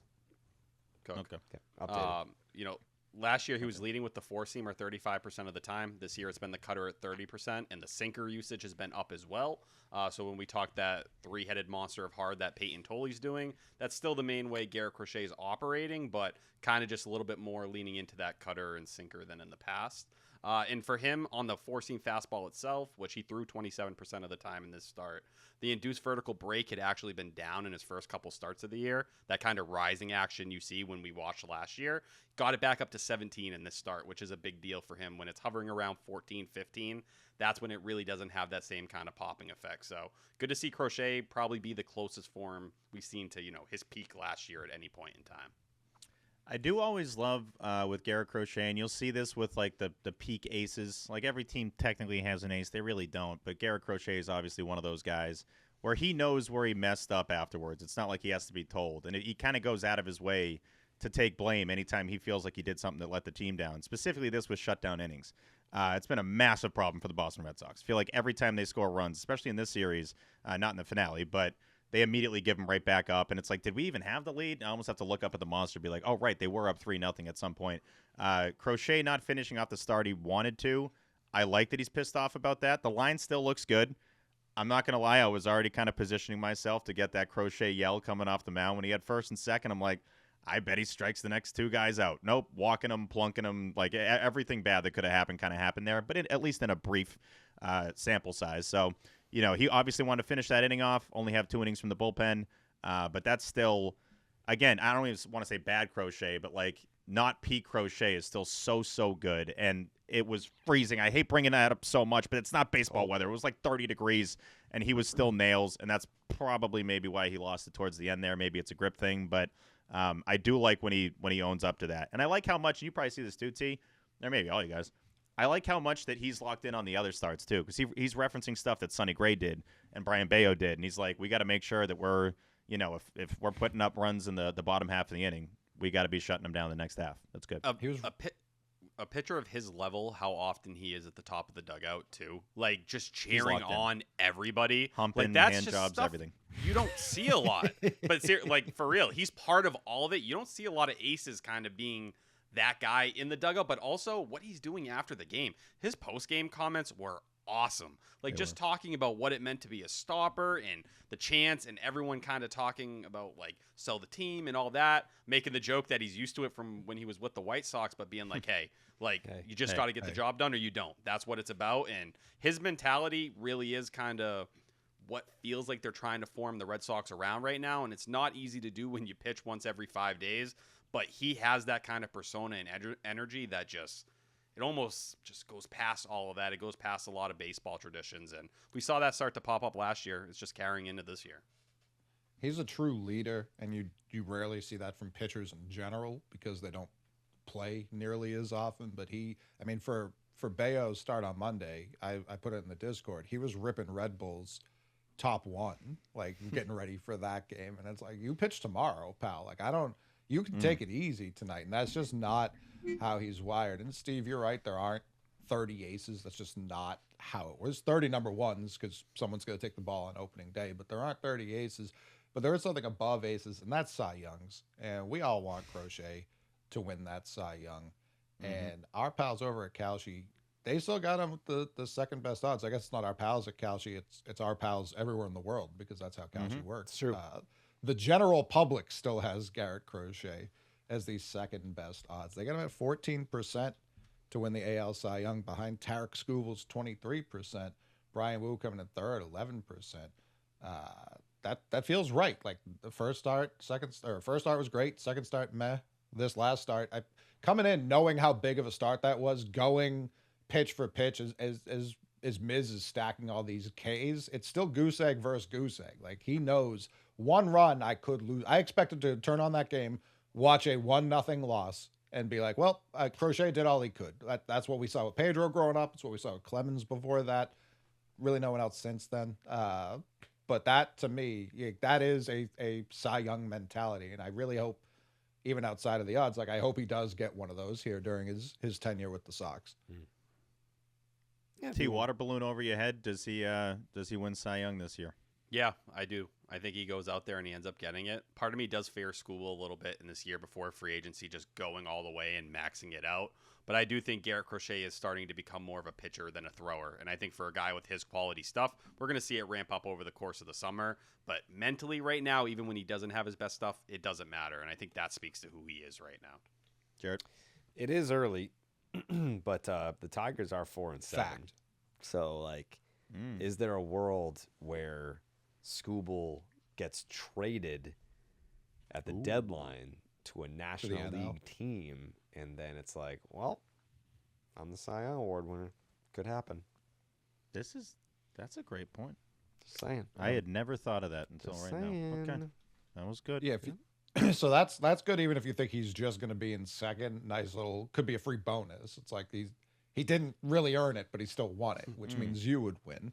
And right now, you'd get about 8 times your cash that you put in if you got on that 14% today. Yeah. And even still, like to what T just said, I could see that going the opposite way with Scooble. Knowing free agency is coming up, we've literally already seen it with him this year when he famously bailed on Team USA because of that contract that he has looming next year. He's like, I can't risk getting hurt pitching in the championship if that were to fuck over my ex-contract. Super understandable. However, if the Tigers are out of it, why wouldn't he shut it down if he doesn't get traded late August, early September? It's a good call. If you want to try this out for yourself, Kalshi will give you $20 when you trade $20 if you use the promo code Section10 when you sign up. Back to the notebook. TS10 can still pick it, kind of. 7th inning. Big play. Made a good play. One of the biggest plays of the season, and I don't think people at the park really realized it. That was a massive Great pick. play. I flinched. I flinched so hard when that ball jumped up. It was a great play. But that 7th inning, like that is such a scary spot moving forward for them with no Slayton, which I love Justin Slayton as much as the next guy. He's been on the IL every single year at this point in time. And hopefully it's a quick one. Usually with him, they say it's quick, and it doesn't actually end up being that. It's very Romy Gonzalez-like. But the fact that Zach Kelly and Greg Weissert are probably going to be splitting 7th inning duties is not something I'm looking forward to. Last line here. I forgot what it feels like to win. Red Sox win 3-2. They improved to 3-8 on the season, which is kind of true because I mean, like they've to that point they had only won on opening days. That was it. Yeah, to that September point, the last non-opening day win was late September 2025. Yeah, just like You a had regular one ass win. win. Yeah, you had one win that wasn't a Crochet start. Yeah, it's bad. Which brings us to today. Today's game. First line here says, I am deathly afraid of Shane Drohan shoving it up our ass today. It just kind of felt like, all right, yeah, you won a game. You have another chance at catch up. And it's like, oh, here's former Red Sox farmhand Shane Drohan.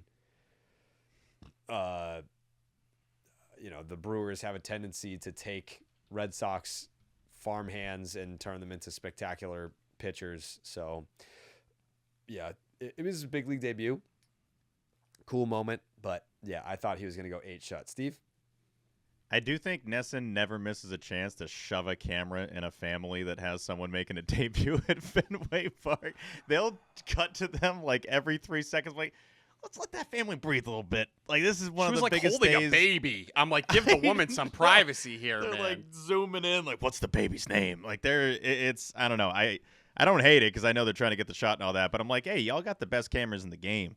Just get the zoom on, right? We got to have someone that can capture these guys from further away than 3 feet. But I do kind of get a kick out of that every single time someone makes a debut. It's like we are going to be in your nostrils for 9 innings. Yeah. Next line here says, Sonny Gray's sweeper gives me chubbies. This was in the 3rd inning.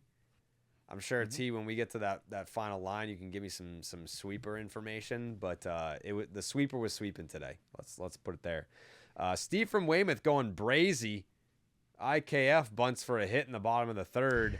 WC40 bases loaded walk makes it 1-0 Sox in the bottom of the 3rd.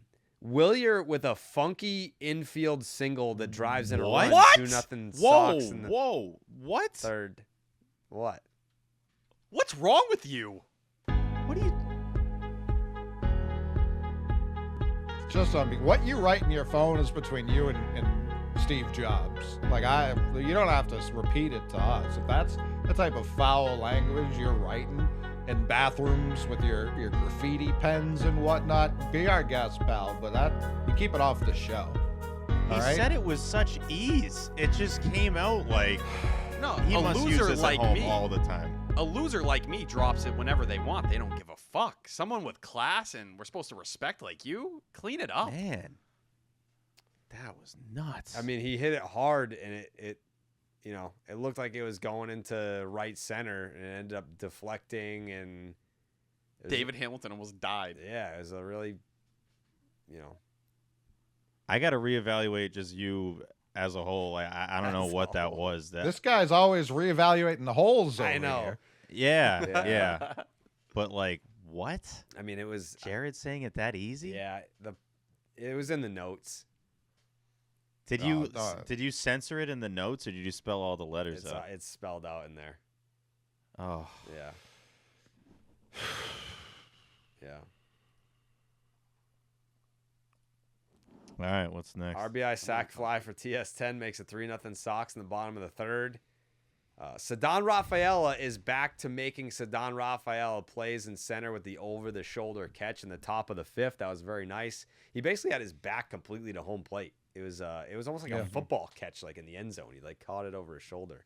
Pretty cool. You just starting words with the letter F. Now I'm nervous. Like I don't know what's going on anymore. Sheesh. He keeps coming in on the ball too. You noticing that? I know you're noticing that. Yeah, the first step. That's what happened with the Tatis double that ended up going over his head. I felt like I noticed it at times last year, but he was often able to recover, and it got better as the year went along. Yeah, I'm really not sure because he's spending less time on the infield dirt than ever. You'd think he'd be sharper in center field than ever at this point. He craves the dirt. Yeah, maybe. I honestly get it a lot more with the ball that's like, not the best read, but it's only like 15 feet from me, 10 feet from me. Like, these are balls that go to the warning track that he's taking a step in on. So, something to do. That's the thing with Kyle Hudson. His biggest achievement was the first step with Jarren Duran.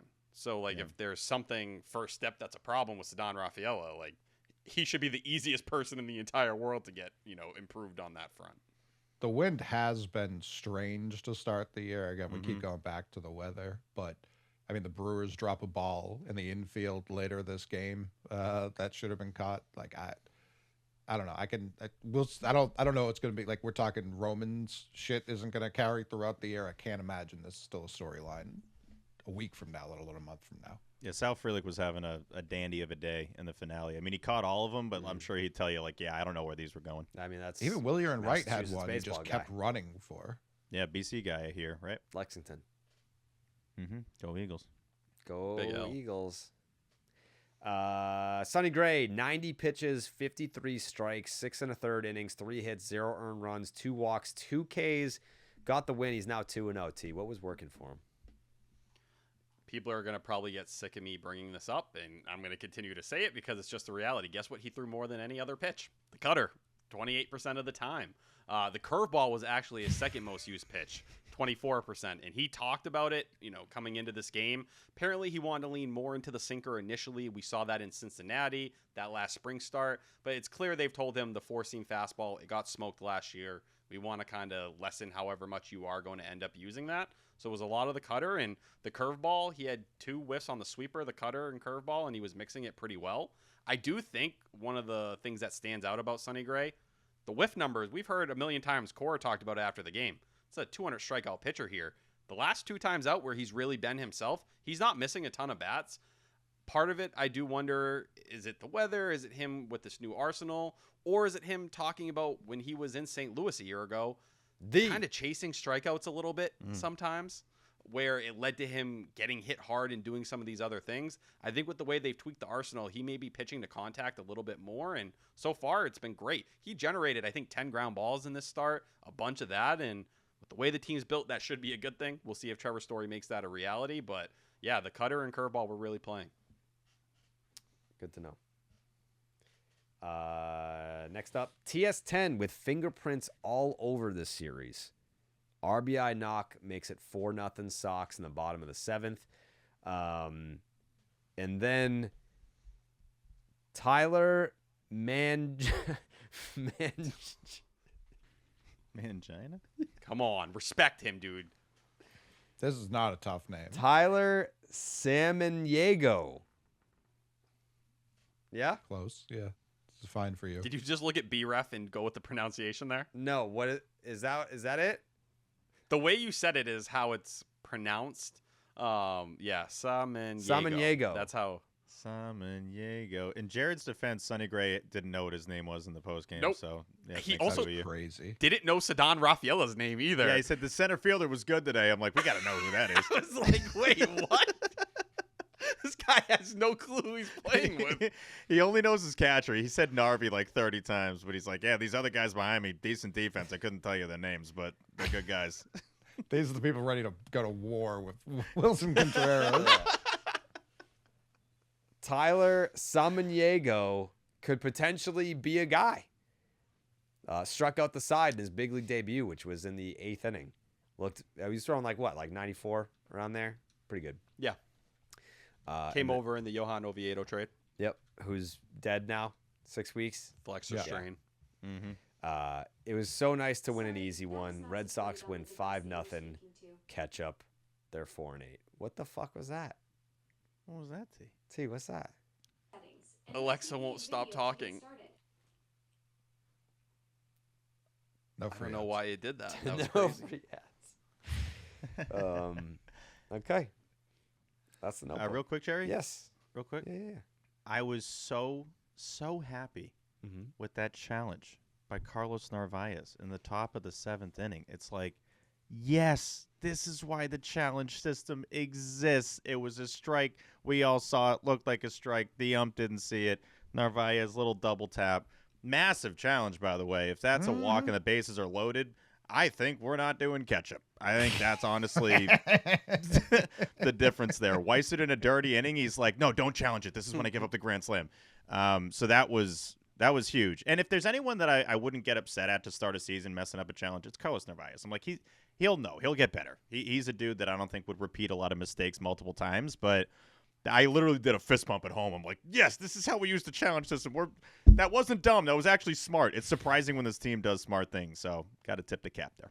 It was also a game, too. You had the Willier moment, which I think a lot of people didn't like that challenge. It felt emotional in that kind of spot. There were two things. Sonny Gray talking himself to stay in for another inning. I love seeing that out of a veteran pitcher like him. Because you saw Cora was ready to, I think Cora was ready to pull him, but he kind of left it in his hands. And for him to want to go out there and be that guy, that's the mindset this rotation needs, or they're fucked. They need to be hungry to go out there and pitch innings and kind of lead from the front because the offense isn't going to do that.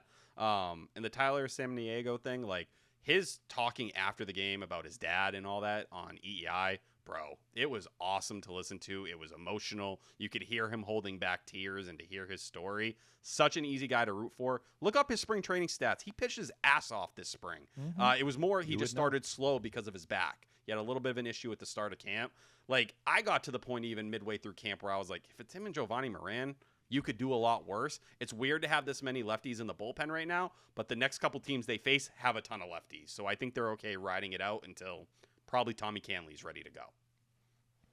I think today specifically, 5-0. The offense is like there were no home runs today. It was a lot of keeping the line moving, drawing walks, aggressive walks from WC40. It's my favorite thing he does.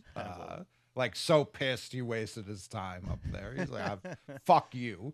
This should have been intentional, you bitches. Like that's kind of how he throws his bat. Right, but I feel like this is the best. I'm not saying like this point in the season is the best it's going to get, but that type of win is the best it's going to get. The offense, the pitching, the defense, everything working in unison as well at the challenges, to Steve's point. Like it feels like they hit every note today as perfectly as they can as currently constructed. Nice little tip of the cap by Sonny Gray. And they were acknowledging that as like being an old school thing. I'm like, you know what? I think that is old school. We grew up with that being so much more common that I had to think for a second, like, are guys tipping caps anymore after starts? And I'm like, I don't think they do that much. So that was kind of cool. He did go full Mike Eamon when he argued to come back out for that last inning, and then was it a first pitch single? And he was like, "Fuck!" Yeah, I think it was a walk. Right? That was immediate. Well, I think did he walk Gary Sanchez? Yeah. I think he walked Sanchez. That's what it was. Fuck. But no, good acknowledgement by the crowd. Fenway always gets it, and they had it for Crochet too, but he wasn't going to tip the cap because he was pissed off. He just plunked the guy in. But massive. I don't want to say massive wins. It's April 8th, but still, this is We can all be sane right now, which is a beautiful thing compared to 2 days ago. And it's They what it needed to builds win up two in a row. They needed to Yeah. win 2 in a row. At some point, that needed to happen just so That's they a knew they fact. could do it. It's a team that's been allergic to momentum, and the fact that you win this series against a team that most people think will have the best record in baseball. Last year they did. Cool. Go take care of business against the Cardinals. You do what you need to do there, and then the Twins. All of a sudden, that's 3 series in a row. You actually have the momentum you need going into the Tigers and the Yankees, and that's what you just want to see light at the end of the tunnel. I think that was the scary part about that first week and a half. Now, as a Red Sox fan, you're like, all right, I can see how they get this thing to a point where people don't feel like they want to die every single day. Because the Globe, after the first game, man, there was a lot of friggin' shots put in some of those articles about leadership. Wilson Contreras not, or the last game of the Padres series kind of avoiding the conversations, didn't want to talk with the media, writing that players were having their faces in their phones and not really conversing after the loss and stuff like that. Like, you saw those seeds starting to be planted that can just pull a team apart or do whatever it may be. It was cool to see them play the baseball, the brand of baseball they did in this series, because it was just, hey, move it along, Play walk, the baseball. Cool to see Send the these next guys play guy the along. baseball because they Very just weren't playing complimentary it baseball. before. No, I love that too. These guys just got to play the baseball, and if they do that, then they're probably going to be good. The other day, Jerry, when we were at your house and I was watching Ace just tear your couch apart, and then he just started wrapping himself up in all that fabric. I said, man, oh man, does that guy look comfy and good? And it gave me an idea, and I said, who needs this level of inspiration? Who needs this kind of muse? My pals over at Mack Weldon, they agreed. So they created the Ace collection, Jerry. There you go. Made out of the most comfortable materials this skin and these bones and this nervous system has ever felt. Because Mack Weldon, not only are they going to add comfort and flair to your closet this year, they balance classic pieces with updated details to keep you looking sharp. Not flashy, just classic. Always in style and made from the world's most comfortable performance materials. It's easy to style, versatile looks that you don't have to think about. You just don't. When T's got clothes on, it's all he's thinking about is like, man, are these clothes on me? Mack Weldon is effortless by design. And with the Ace line, ease and self-assurance have never, ever been more comfortable. Jared, can you remember a more comfortable time for ease and self-assurance? No, not since Mack Weldon came into my life. It's been pretty easy ever since then. Crazy comfortable but elevated sweatpants, shorts, sweatshirts, and even blazers. If you're lucky enough to grab one while they're still in stock, it looks like a blazer, but it feels like a sweatshirt. The number one thing I hate about traditional blazers is they never feel like sweatshirts, which feel so much better than blazers. So thank you, Mack Weldon. Thank you, Ace. Get lost in comfort with Mack Weldon's half zips, pullover hoodies, bomber jackets, and crew necks. The go-to choice for guys who want to look great without even trying. Mack Weldon clothes are designed to fit your style and the demands of modern life. Get moving with Mack Weldon. Comfortable anywhere. Go to MackWeldon.com and get 20% off your first order of $125 or more with promo code SECTION10. That's MackWeldon.com. Code SECTION10, SECTION10. Do it. Also, do ethos. Life insurance isn't about expecting the worst, T, but it's about making sure the people you love are supported no matter what. You care about that, Tyler, right? The people that you love, making sure they're all supported and whatnot. Yeah, they mean something to me. Do they? How much they mean to you, T? At least 50. 50 what? 50. Yeah, 50 what, T? 50%. They mean 50%. Ethos makes getting life insurance fast and easy. 100% online. You can get a quote in seconds, apply in minutes, and get same-day coverage. There's no medical exam. You just answer a few simple health questions. You can get up to $3 million in coverage. Some policies are as low as $30 a month. As of March 2025, little over a year ago, Business Insider named Ethos the #1 no medical exam instant life insurance provider. Ethos has 4.8 out of 5 stars on Trustpilot with over 3,000 reviews. That is a lot of reviews. Protect your family, T, with life insurance from Ethos now by going to ethos.com/section10. In as little as 10 minutes, you can get your free quote and up to $3 million in coverage at ethos.com/section10. That is ethos.com/section10. ethos.com/section10. Application times and rates may vary. Ethos. Get your ethos.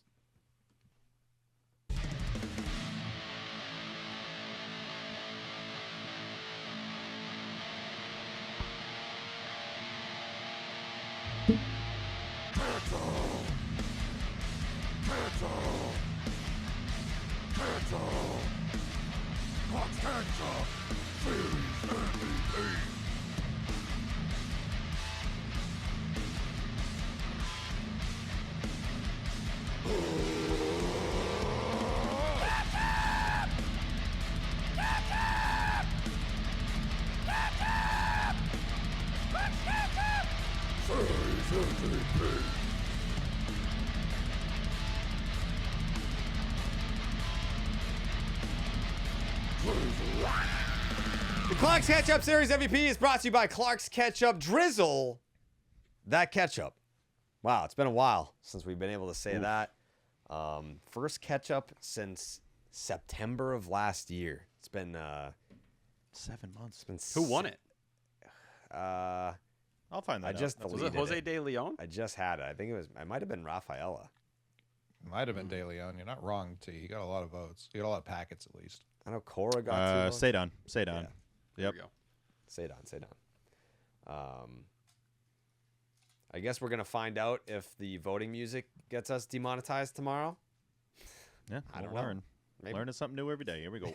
Or the song you just played. I made that song. I thought you... Doesn't matter. Yeah, we're good. I use royalty-free death metal. Okay. We'll find out. You think the ketchup song is? I'm just saying, we'll find out. Yeah, we just That's all find I'm stuff saying. out. I already know. That's what we do. We just find stuff out. We're going to find out. No, we found out. All right. I already know. Mm-hmm. If We'll we find get out. demonetized because of the ketchup song, I mean, I should be getting all the fucking royalties. I wrote that song. Yeah, true. You know what? Tomorrow, we're going to find out. Mm-hmm. I already know. You know what I'm saying? Yeah, now, play the Survivor theme song while we do this. That's a good point. Should I not play it? I wonder if this is gonna do it. I mean, there's no chance. T, you that doesn't sing it. get banged.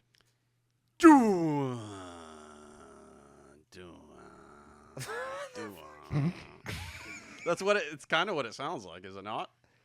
I think what I'm probably gonna have to do for the next time That's they win. just T That in was like a- bed.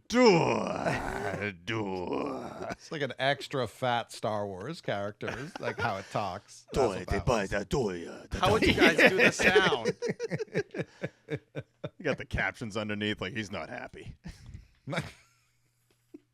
He's pissed with Vader. Like, okay, sounds good. All right, so I'm not gonna play the voting music, but I will find Fuck. music that's royalty free to replace it. How's that sound? Okay. Does that sound good? Doya. Also, like, how did no one notice episodes getting demonetized? Like, I feel like someone should have been on that.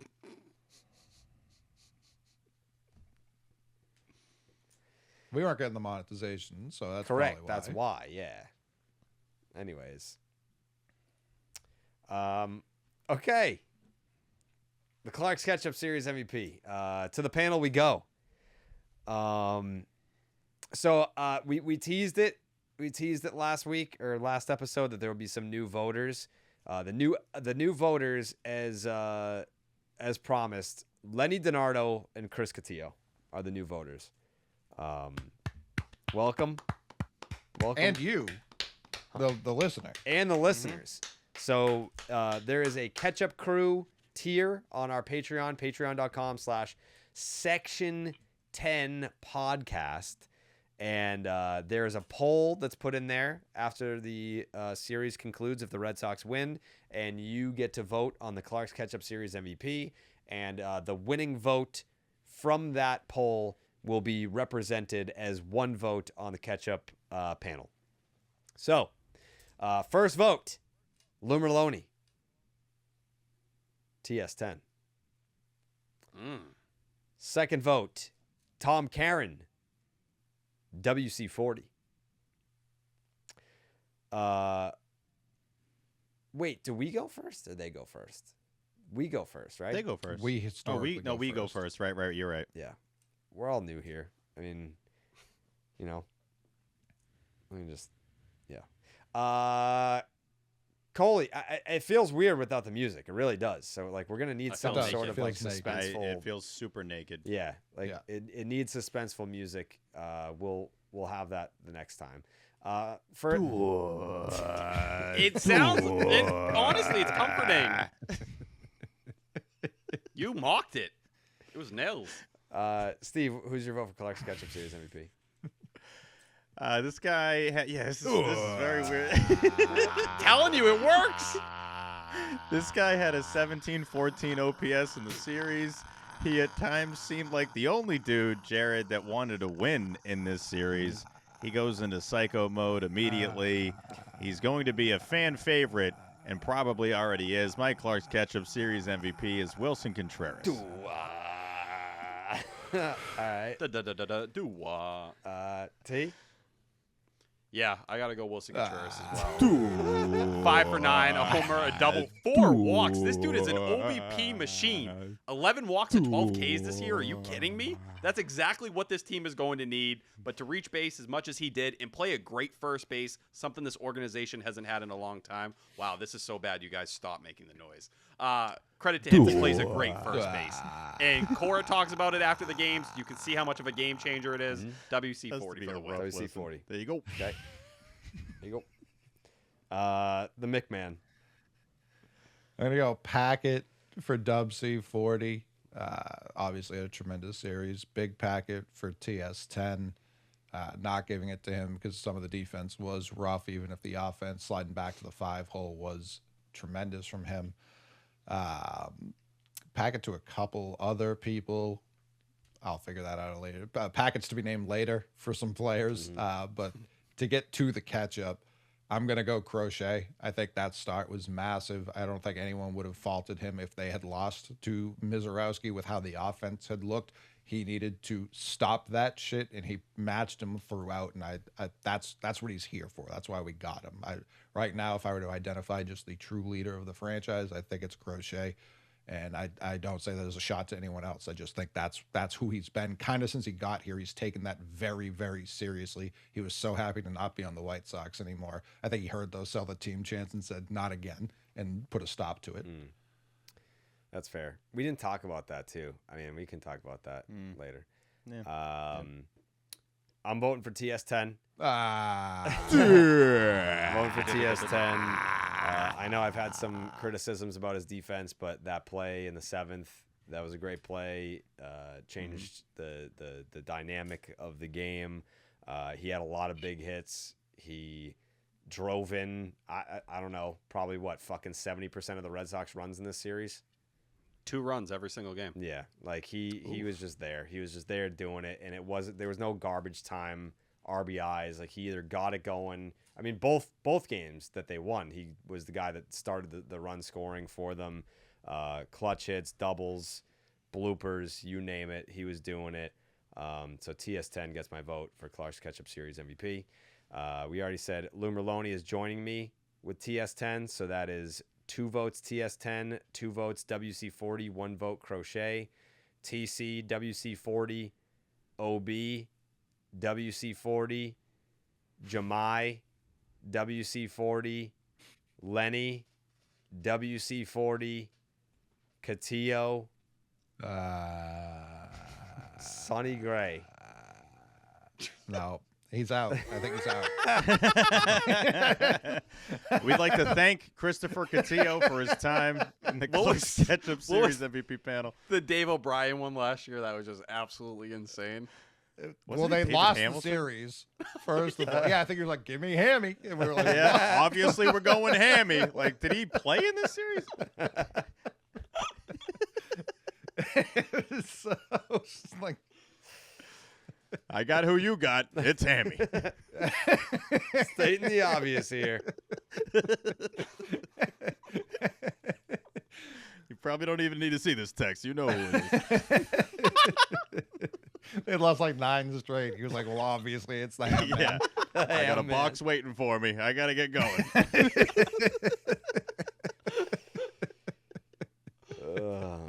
The historic first ever Ketchup Crew vote for Clark's Ketchup Series MVP.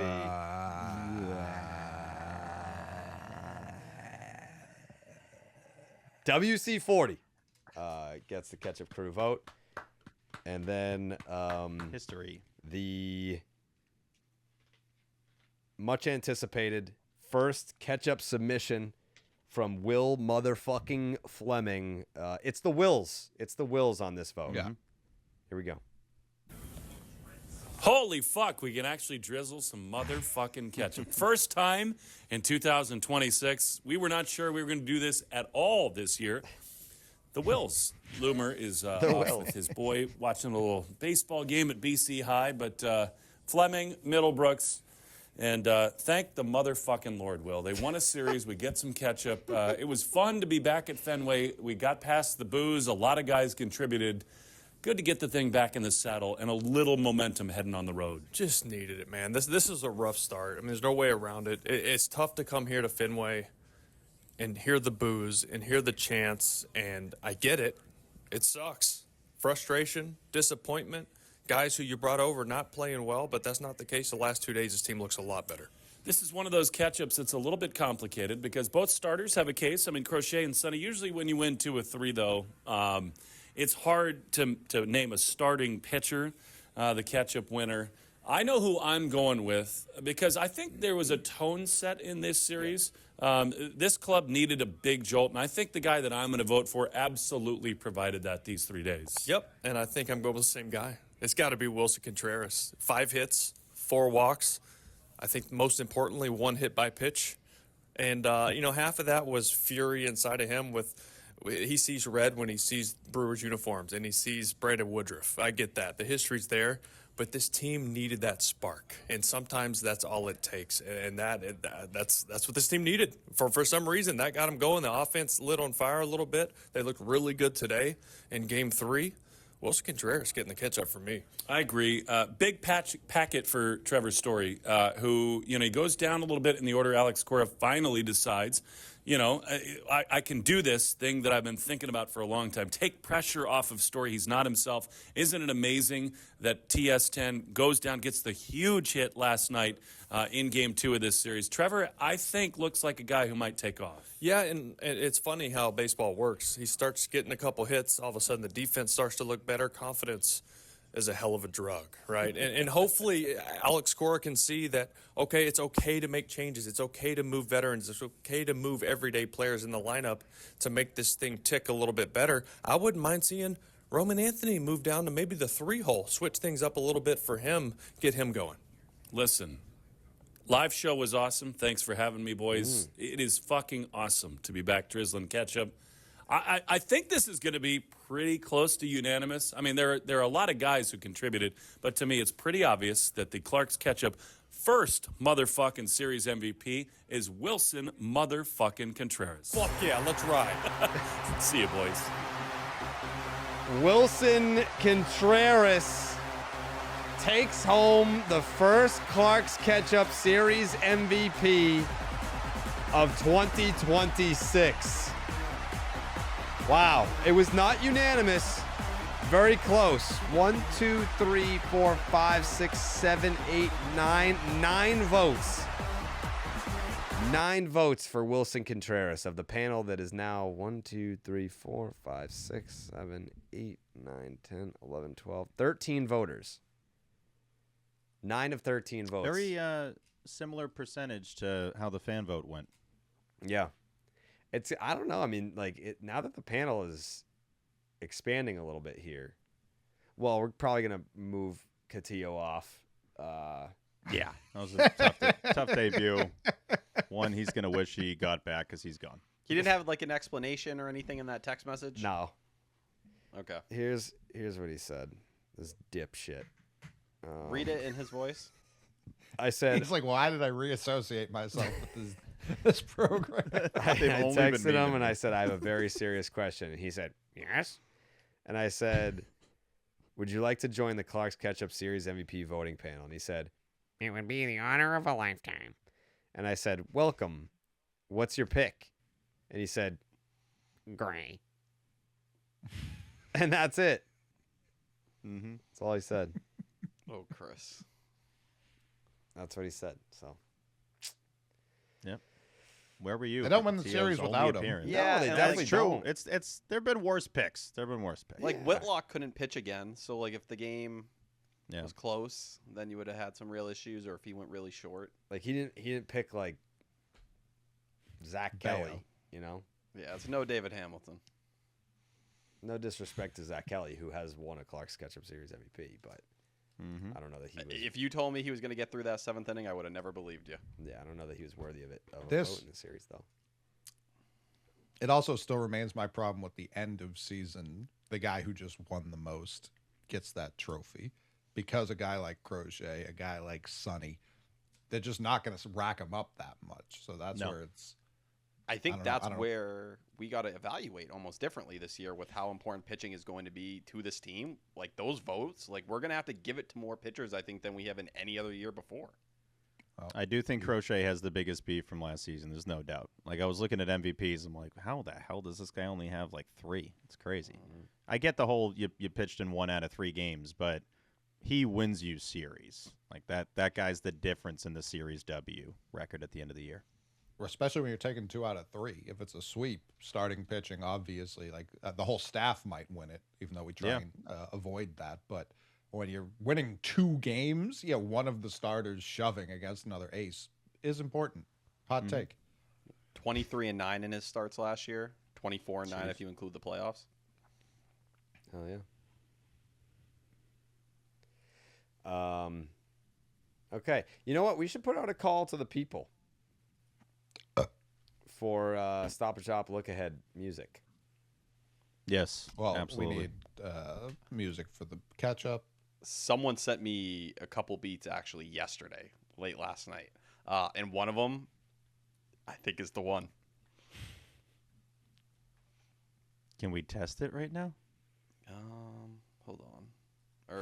That could be a whole thing. Well, Yeah, I might have to, You like, didn't put His email bars computer's going over to it explode yet. again. Yeah, he might die if he tries to send that Oh, over. Tigers It's just okay. lost again. There you go. Today. So Is there an did the example Yanks, of that? dude. I was trying to think of that, of a guy that's just clearly the Cy Young guy, and then he gets dealt to a different league, so he doesn't win the Cy Young. I mean, like, I can't think of it off the top of the dome. Wait, what do you mean? Like if you're, let's say you're like the AL Cy Young front runner, and it's through what, July 25th or July 30th, and then you get dealt to the Rockies and all of it. Well, that would make no sense, but still, just you get dealt to like a different league, and then you don't win the Cy Young because you didn't have those last 2 months in that league. It'd be a tough scene. I mean, CeCe almost won it when he got traded to the NL off of like a month and a half of dealing. He was filthy. Yeah. but he, in fairness, some threw dick in like him. 240 innings for the Brewers in those 2 months. Yeah. He was going every third day. Yeah. He was like begging to come out. They're like, sorry, bud, like you're all we got. So we're gonna Yeah. keep going there. I think Rick Sutcliffe is the only one to actually do it. What? Get traded and then win? To like, Yes. okay. Let's see I what want to year know the it guy was. that lost it though. It's like, fuck. I was gonna get the Cy Young. 1984. Yeah, I don't know. Yeah, good point, Jerry. If we get some song submissions, that would be great. Yeah, what do we need? Fucking all of it? Yeah. The Ketchup song is street legal, despite Coley having a conspiracy theory about it. We'll find out tomorrow, though. Mm-hmm. Dickhead. All I said is we were going to find out. Yeah. Oh, it's been found out.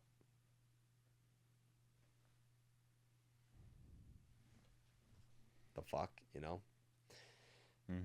Anyways, Stop and Shop, look ahead. Brought to you by Stop and Shop. Head on down to Stop and Shop right now. You get fucking 10 cents off your tangerines when you buy at least 5 pounds of tangerines. It's always fucking. Only at Stop and Jesus Shop. fucking Christ. Using the promo code. I want to hear this Section first name. 10. Connolly. Keep going. Connolly Early versus Dustin May. Yeah, Connolly Early versus Dustin May at 8:15 on Friday. That'll be fun. Ron Hare Suarez versus Kyle Leahy. That's a 7:15 start on Saturday. And then Brian Bayo gets the ball in the finale against Andre Palanti. That's a 2:15 start on Sunday. I don't like doesn't feel Icky start time. Yeah, not great. That's an icky start Yeah, time. I don't like the 2:15. Yeah, I don't like the 2:15. For time purposes, because I have to do fucking Baseball is Dead at 7:30 tomorrow morning. I had a sales call this morning. Then I did Baseball is Dead at 11. And then I did Then I did MLB Network at 1. Then I did the Michael K show at 2.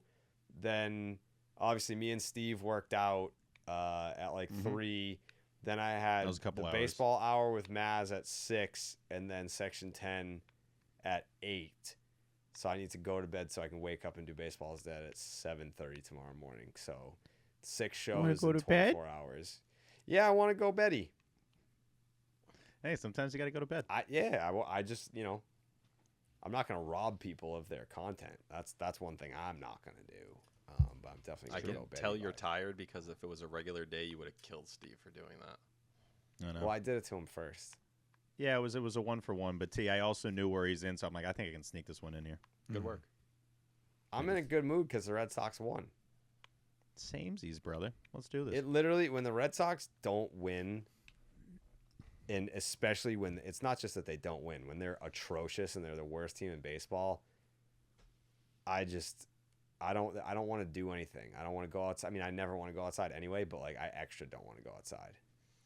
You can't fucking escape it. It's everyone like in your life who's like, maybe they keep an eye on the Sox or they know you like the Sox. What's going on? And then you just got to relive the same fucking pain every time you explain it to someone. Yeah. I've started hiding from people, honestly. Yeah. You know it's bad. Like if Coley was like, "You want to go to Friendlies?" and I'm like, "Not today, dude." No. Yeah. Yeah. You ever have the mozzarella I don't want sticks to go there? Fenways. I don't want to go Friendlies. I want to go Bay Buys. I normally would go Fenways, but not now. They lost. What are you doing this weekend, Steve? You want to hang out? Yeah, let's hang out. You don't fucking hang out with me. You don't hang out with anyone. You say it all the time. You famously just said it leading into this. I segment. said I you don't just want to said go it a second outside. ago. That doesn't mean I don't want to hang out with the fellas. Yeah, absolutely. Let's hang out. What do you want to do? I'm down for anything. What do you want? Well, we're gonna lift. We're gonna lift. Right, yeah. And get Wrestle? fucking ripped. Yeah, you want to wrestle? Yeah. Do you want to wrestle and lift this weekend? And, Yeah. have a bunch of blue moons and just like Yeah. talk about stuff? Yeah. Let's do that. Yeah, why not? right. Yeah, I'm down. Yeah, we could go we go to like a yard house or something. Yeah, You guys absolutely. didn't say you were going to Yard House. I know. Do you now you're wanna talking come, my T? language. NTs. You wouldn't I would hang love out, Yard though. House. Why don't Why we do wouldn't that? I?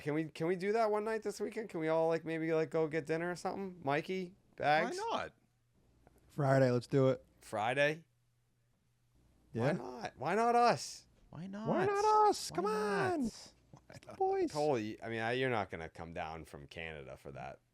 Definitely not. No, you're invited though. We can call him on video. I think it would be nice. I think it'd be nice to all get together and just Be good. we can go to like a yard house, watch the game, dinner and bevies with the fellas. Sox are on the Great buffalo road. tenders. I know. What do you think? course. You want to do that, T? I'd love to. You're not gonna Again, come. as long as we can lift. If we're not lifting, we're I'm gonna not lift. really that interested. I mean, I Mikey have has baseball actually come hour. over and gotten in a lift sesh on a Friday before, so I'm sure. Mikey's been consistent with the working out lately. I He's been mean, sticking to Tossing it. the weights around with the boy Why not? down in the RPC. Yeah, he's putting in work down there. I'm really just maintaining, though, which is, I haven't gotten over that hump Yeah, yet. well, you got to get down in the fucking RPC and put in that work like Steve's been doing. All right, I'm dead serious. I want to do this. I'm mentally opening up my schedule for Friday now. Boom. Schedule Steve's open. motto is "Get swole, get whole." That's what right. He's been saying all 26. Fuck yeah. He's got a tank top that says that. Yep, I wear it all the time. Yeah, It's just swole under the for hoodie. whole. It says. Yeah. Mm-hmm. What about Zuko? Are you going to be able to do this? This is very funny that Jared's like, I gotta go to bed. Now he's like, all right, who's coming to dinner this weekend? Is Bagsuski in on this? Tell me when and where, and I'm there. Look at that. Zuko. It sounds like we got a Friday night plan. The fellas are gonna get dinner and drinks and watch the Sox on Friday at a yard house. That's gonna be fun. I'm actually looking forward to that. I'm making train drive. I'm gonna fucking drink. I'll get hammered. Yeah, that could be fun. It could be. I'm excited. Steve, you look like you're you're saying filled it with like you're regret. the first person to have this idea ever. I Like, know. What if? That's why I'm saying. Have you guys Hear ever me thought out. of this? Have you guys ever hung Hear out? me out. What if me and my pals imbibed together in the same establishment, watching the game? I mean, but The when have we fellas. ever really done that? Anytime we like do that, it's like an event. That is true. It's always Sox related normally. Well, this is kind of Sox. Like we're gonna watch the game. Oh yeah, well the game. Yeah. Yeah. I just think the Yard House right now, the grip they have on society, like for a long time, the 99 really served me in so many ways. I feel like I go to the Yard House and it's just a different tier Yeah. of food quality. Yeah. I just feel really at home. The floors are really slippery, especially the bathroom at the one in Legacy. But I'm there all the time. What a bro. wild generalization to throw on an entire franchise because one time there was a little wet spot on the floor. I think that's just the vibe of the place, man. Yeah, it's I don't think slippery. it's a bad thing or a good thing. Yeah. Yeah, They want you drenched. on your toes. Yeah, Yard House stay Known slippery, dude. floor place. Yeah. Yeah. Legacy Yard House. It's a fucking spot, bro. Yeah. All right. It is good. We'll decide on a location. I feel like that's the most decided part of it. Yeah, that seems locked in. All right. Fine. All right. Okay. Jared's like, I looked into it. There are other restaurants that aren't Kowloon. Do you guys hear about this? Yeah. Did you hear that they're Yard doing House. non-Kowloon restaurants now? Were you the one who mentioned Yard House? Yeah, just it's vibey, you know? No, I'm not disagreeing. Yeah. I've just never heard you mention another restaurant before. That is true. I mean, like, as much as I love Kowloon, it's not like a Red Sox game watching venue. It's more like I need to be. It's more intimate, you know. You're there for Kowloon. You're not there for the Sox. Good take. Yeah, I've never been, so I would take you anytime you wanted to go, T. I'd love that. When I look ahead, it's a wind up dead. If you don't listen to what Steve says, even then you might still wind up dead. Caught in a tornado, get smoked by your neighbor's shed. When I look ahead, when I look ahead, Billy's gummy bears. Chew 'em with your mouth. Weather look ahead. Brought to you by Billy's Gummy Bears. You chew them with your mouth.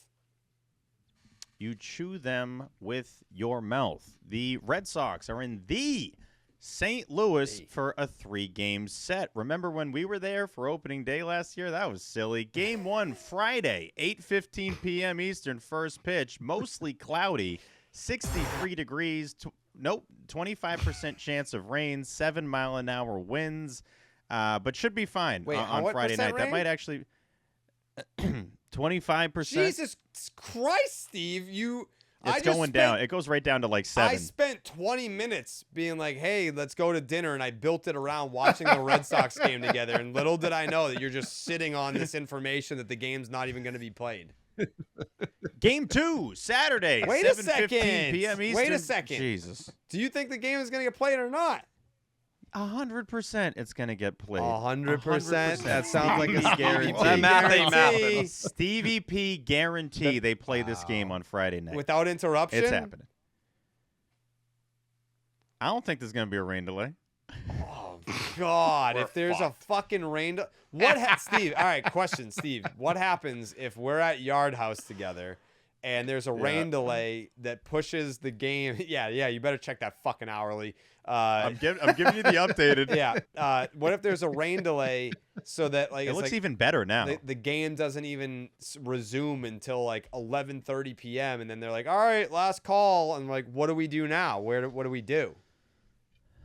We're gonna be fine. It's not. If it rains, it'll sprinkle a little at like 6:30 local time, which is about 45 minutes before the first pitch. So it should be fine. This is gonna be a game goddamn 2 disaster. By the way, go ahead. Is Saturday at 7:15 p.m. Eastern. Mostly cloudy, 74 degrees. That's close. 7% chance of rain, 9-mile-an-hour winds. That's close. Looks beautiful for Saturday night if you're in the St. Louis looking at the arch. Game 3, Sunday, 2:15 p.m. Eastern, first pitch. I agree that stinks for a first pitch time. 80 What the degrees, fuck? Jared. I don't dictate the temp. Yeah, Cloudy. fuck. Fuck? What is this? Fuck. 4% chance of rain, 18-mile-an-hour winds, so a little bit windy there in the finale, but likely no rain for this series in the St. Louis. That is your weather look ahead. As always, brought to you by Billy's Gummy Bears. You chew them with your mouth. What are you looking up? Me? Do you ever think about doing I thought you were doing a Celsius? sound effect thing. No, I was What's up, texting T? Dallas. Oh, okay. Dallas. T? Do you ever think about doing Celsius, Steve, for like the people who aren't in America? Sure don't. Nope. I thought he I was don't. talking about the drink. I was like, another free ad from this fucking guy. Steve, you ever thought about doing the game start time and military time? Yeah. No. I mean, I will say a lot of people that are mountain time people were super appreciative that I did mountain time for the Stop and Shop Cat. Yeah, they definitely like that. Yeah. Where's that located? The mountains, dude. Mountains. Mm-hmm. Any mountain. I guess. If you just climb like Mount Washington in New Hampshire, they're like mountain time up here. Cool. Yeah. Are you actually going to come on Friday, T? Yeah, as long as it's after I get out of work. 3 p.m. You I get out of work at like 7:15. Fucking 2. 7:15. Oh, because you're doing the baseball hour? Correct. I mean, yeah, the game starts at 8:15. Beautiful. We'll probably like I'm we'll yours. probably get there around like I'll say 7:30. We'll get Yeah, I'll there, come in settle hot. in. We'll wait for you to order food. We'll do dinner. Do they have wings? Do they have wings at Yard House? They have buffalo tenders with the little sticks so you can eat it in a classy way. So no. They Boneless. I can't imagine they've got an establishment that doesn't sell wings. Buffalo wings specifically. Yeah. No, I know what Tenders. you're talking about. No, I want wings. If they don't have them, maybe we can DoorDash some from Market Basket. Sneaky great wings. No, Jared's really cooking with this. Market Basket has some great like food on the spot. Their steak and cheeses are fire, decent pizza. You could do a lot worse. Yeah. There's a Market Basket like right down the street from my new house. I'm literally going to fucking eat buffalo chicken wings every day. Yeah, they've got wings. I don't know what the fuck T's yapping about. They Dude, I'm obviously focused on have wings. fucking tenders, okay? That's not the question. Not the question at all. No. Why can't you answer That's the question not what I that was care asked? about. Oh, I'm sorry. So you don't care about me? I do. I would tell him a different location than the one you go to. Just tell him to go to a different one. Oh, Be like, yeah, we're all in Dedham. It's so insulting that you're saying this in front of me. You're not even trying to hide it. yeah. I mean, I won't be there regardless, so it doesn't affect me at all. That's true. He's not coming. Nope. Yeah. Super far. Prediction time. How about Ooh. how about Steve? I will say it's sad to see how empty Busch Stadium is now. I feel like this was one of the best places to see a ball game. Did love when we went to that park last year. It's a beautiful park, great view of the arch. Maybe it being a weekend series early enough in the season.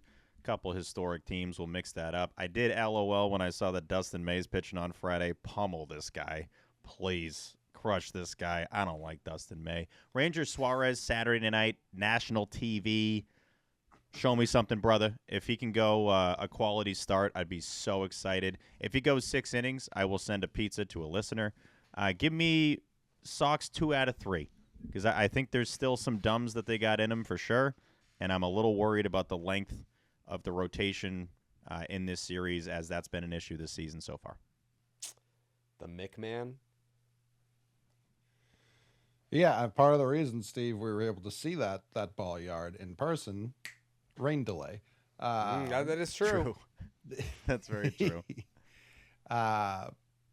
This is Heim v. Craig. I mean, it's a big fucking The series. Nerd Bowl. Blaze Jordan's in Memphis right now hitting 900 with 14 home runs in this early season, tearing the cover off the ball. Give me Heim 2-1. I got St. Louis taking 2 of these 3. To Steve's point, we definitely have more dumbs. I'm not ready yet to say things are completely fixed. T. I'm not going to lie. I'm looking at these pitching matchups, and I'm really having a hard time not feeling confident. Like, Dustin May still hasn't figured out how to throw a baseball. Andre Palante, like, it was a 5 ERA last year. Kyle Leahy, like, that doesn't move me. I'm sorry. Ranger Suarez, we haven't seen him have a good start yet. It feels like he's more than due. Connolly early has been, outside of Sonny Gray and Crochet, your most consistent starter. And then Brian Bale with the whiffs, just getting that a bit under control, which he's better than what we've seen through 2 starts. I want to go sweep. The only reason I'm going to go 2 out of 3 is because I believe the loss of Justin Slayton, getting through the bullpen 3 straight games, is going to be a little difficult. But give me 2 out of 3. We're going to say they should have swept, but big beatdown games. I don't think they're going to be that close. I think the Red Sox are going to feel really good after this series. Homecoming for Wilson Contreras, too. Yeah. Think they'll get a tribute? They'll probably Half get a of our nice team. little ovation. Yeah, seriously. We made with the 9 Boston trades Cardinals. with this team. I think I'm probably going to lean into 2 out of 3. Am I a sucker for leaning into the good vibes after winning a series? Maybe. But Connolly early versus Dustin May, that feels like a dub. I think Ron Hare pitching in a National League ballpark, he's going to feel like he's at home. So I think they take the first 2, and then I'm a little down on Bayo, and it's a day game. Oh, God. They had no shot. Yeah. He overcame the vampire allegations last year. Yeah, he did, but he's not overcoming the bad April allegations this year. So, yeah, I think I'm going to go 2 out of 3, taking the first 2, and then dropping the finale, which is going to suck. I hate when you go into a catch-up series coming off a loss, but I'll still take the catch-up and call it a day. Okay. Wow. I think we were very efficient for a series that the Red Sox won. We had catch-up. We had voting. We had clunkiness because we don't have the music that we need. This was efficient. This was smooth. We skipped one of the biggest talking points that most people were talking about. Sell the team? Yeah. Yeah, we can. I mean, we can have that segment right now. There was just no place for it, I guess. And I mean, I guess we could have done it in the notes, but like, where the fuck? I don't know. Anyways, the sell the team chants. We're going off at Fenway in this series, and then John Henry had there was the road broadcast showed John Henry saying, sell the team. That's what they're saying. Anyways, and he just moved on. So I've talked about this is the third show that I've talked about this on just today. I'll double down for our audience because we have the biggest and greatest audience in all of Red Sox Nation. So here's what I have to say about this.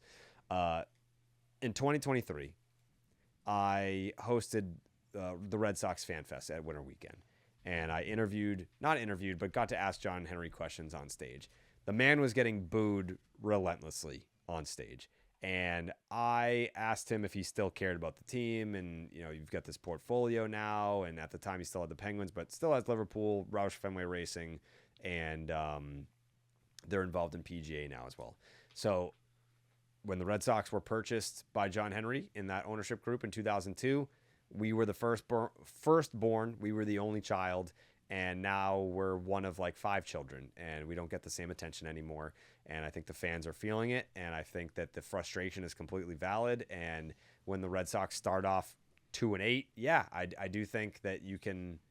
It's not being a spoiled little baby when you're like, hey, pay attention to me, because we are not getting paid attention to. I mean, it's interesting that he was there. It seems like he's been around a decent amount, but the payroll is not. You would think with inflation and all that it would be like, oh yeah, like every year the payroll goes up, but it's like, yeah, that's called inflation. No, like the payroll is not even close to what their highest payroll it's ever been in franchise history. It's not even over like $200 million, right, T? Well, it depends if you're using payroll or luxury tax. Luxury tax is the highest they've ever spent. Yeah, I'm talking about like dollars committed to the roster. It's like 186 million lower or whatever. Yeah. Yeah, it's much more towards the middle. Yeah. So I think everyone's completely valid. And the way that I look at it, I go back to what Theo Epstein said when he was out after 2011. And he said, everyone has a shelf life in this game, even me, even the young general manager that came in and changed the game and won 2 World Series titles and grew up around the corner in Brookline. Even I have a shelf life here in Boston. And that shelf life was from 2002. Like he was like the ghost GM in 2002. It was like Mike Port was the interim GM, but like Theo was really calling the shots. They just didn't want to say we have a 26-year-old that's running the team. But yeah, his first year officially was in 2003, and then he was out after 11. Like that's a short window. John Henry has owned this team for almost 25 years, or yeah, from 2002 to 26. Yeah, almost 25 years. 25 seasons. Yeah, and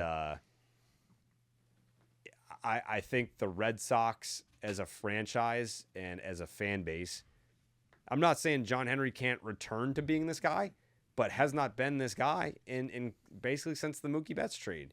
In terms of like, are you all in? Are you starving for a championship? Are you in a mode of I'm gonna do whatever it takes? And I think if you were to ask him that question, or if he were to look himself in the mirror and ask himself that question, the answer is no. It's no. It's you're spending money enough to make money. It's not the White Sox. It's not a 40-something win team. It's not that you're going to look out there and it's going to be like the mid 90s, the early 90s when there was 10,000 people in the stands and that's it. People will still come. People will still buy tickets. People will still buy merch. And yeah, all the people tweeting at us being like, you're part of the problem because you go to Fenway and you buy the beers and yada yada.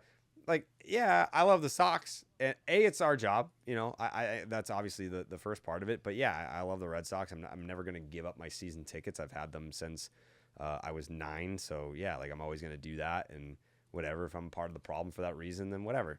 But there's no boycott that's going to change this. It's just going to be John Henry saying, I care again, which seems unlikely. Or is going to be a new owner that is just fresh and excited and all in on the Red Sox. And we're just at that point where I don't think he's a businessman. Like he grew up in St. Louis. He's not a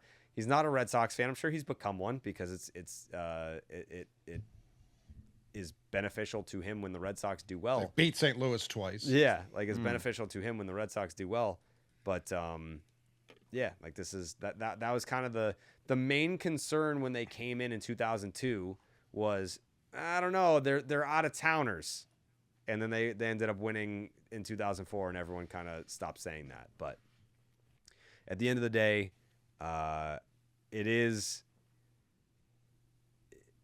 like a little sad that it's not what it once was, and I don't think it's like wait and see, it'll turn around. I don't think this is like it'll turn around thing. It's it's just being run a different way. That June Lee the June Lee video that he made, it spells it all out for you. They are running the team differently, and I don't think that unless a new owner comes in, I don't think that it will go back to what it was. So I thought it was a weird time for it because I don't think the issues with this current team is the amount of money spent. I think most years, if we're going to be sick, and this isn't me, like I've been one of the loudest about this in the spending. Sixth is fine. They're sixth in baseball right now in payroll. That's fine. Should it be higher? No, they're sixth. They're at the sixth. It's the top of the second tier. Those top five are all around $300 million to up. The Red Sox are significantly down a chunk, but it's the top of that second tier. Yeah, like I'm not saying like, oh man, they couldn't spend more money. Of course they could, but if they're gonna be sixth, I'm not gonna be like, you gotta spend way more money. Like I think if I'm John Henry right now, I'm like, I spent the money on terrible players. Like the guys getting paid the most on the team are not the best players on the team. We've talked about Yoshida's contract basically since the day he signed it. Story's contract, you can like the player, that's fine. It's been a bad contract for the majority of the time it's been here. Suarez is your second highest paid pitcher right now. It's not off to a hot start, which is especially factored into when these chants took place. For an organization that was anti-paying people 30 and up, like pitchers, that was like their motto for such a long time, and that guy is the one you end up bending for over a Bregman. Yeah, I understand I'm not going to tell people don't be frustrated. I just thought it was a weird time when I think the people making the decision, Heim built a lot of this team and then Craig has added to it. If that to me felt like the time to be like, why did we build it this way? Why, if we are paying guys, is it not the home run hitter we traded away? Why was it not Alex Bregman for certain people? Why was it not Pete Alonso for other people? Like, God fucking bless you, Jared. Thank you. Like that to me felt like a weird time for it. I guess maybe people saw him, and I understand people just don't like seeing him. That will definitely get a visceral reaction out of people. But time and place, it felt out of place for me. And the target of the ire, I thought, was people were just mad. People are mad right now. They expect the team to be better. I don't know that this was the reason they're bad is a money issue. It's kind of surprising to me too. Like we look at really that period from 23 to 24, especially when the spending was decreasing, they were choosing to stay a good chunk under the luxury tax versus just getting over last year and now being over the second. You would have felt like those chants would have been even louder during those times, would have been even crazier, because to me, I think that was when they deserved to be the loudest, right? That was right after Xander Bogaerts had departed on top of that. But I think people getting back into the sport over the last year or so, the Red Sox getting back into the playoffs, now it just being a bigger conversation on social media, there's people kind of driving these things. And as they come back, I think they immediately associate the team with just anything that you can blame John Henry on, you're going to just kind of point to and say it's his fault. And to me, like when I'm watching the team, yeah, you are spending $260+ million on this roster right now. For them to be 2-8, I'm sorry, there's no excuse. There's no other way around it. When there's organizations working with a fourth of that and less and doing way more than you are, to me, where it's insulting and I feel my anger start to pop out towards John Henry is when I'm watching Roman Anthony have to be the guy who's face fronting for this organization at, entering his age 22 season right now and just going through it and clearly struggling. And yet he has to be the guy to speak for one of the biggest and historic organizations in the sport. Smart teams that care and properly lift up their young players and have an infrastructure that is respectable and doing the right things don't put players in a situation like that. And they've been doing that to Roman Anthony since he got called up. And you can go through the Devers trade and all that, and that angers me. The Alex Bregman stuff angers me. I'm on record with all of that. But I do think it is a great representation of what's wrong with this organization, that Roman Anthony has to be this kind of figure for you at such a young age, because it's just not right and it's not fair. And it stands out even more when he's going through the yips and some of these other things. I can't remember sell the team chants at Fenway in general. I think the conversation was, oh, I've never heard them that loud. I'm like, have I ever heard them? And I've been here like 1,000 times. I'm pretty sure I haven't.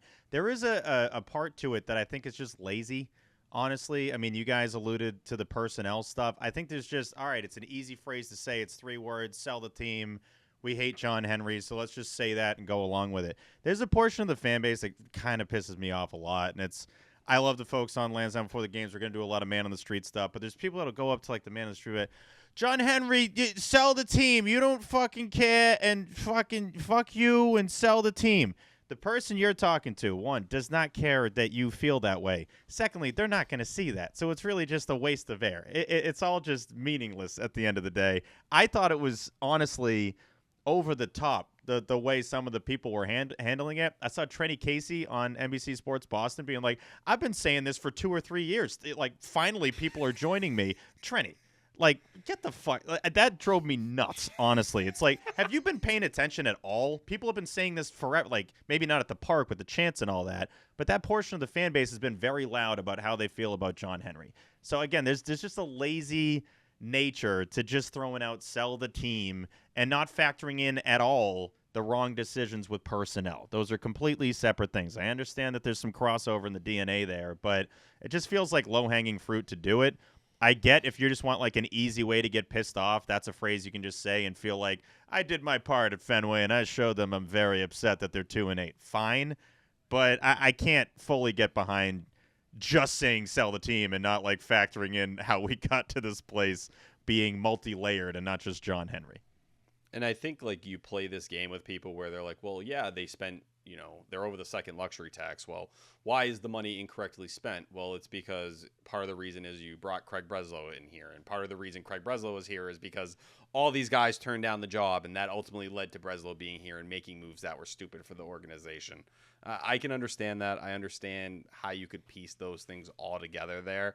It's just, yeah, it feels oddly timed at this point in the season when you are spending more than you have ever spent. And a lot of the complaints we had about spending a couple years ago, the money has been invested. Now, if you want to sit there and blame John Henry because that guy and Craig Breslow is leading the franchise, all right, that's a fair point. I think it's just a more nuanced take than just, sell the team. It sucks, you cheap. Like, the issue is most of the people saying just sell the team are just saying he's cheap. And it's like, yeah, you should spend like those top 5 teams. At the same point, you should be a lot better than 2-8 with the money you're spending.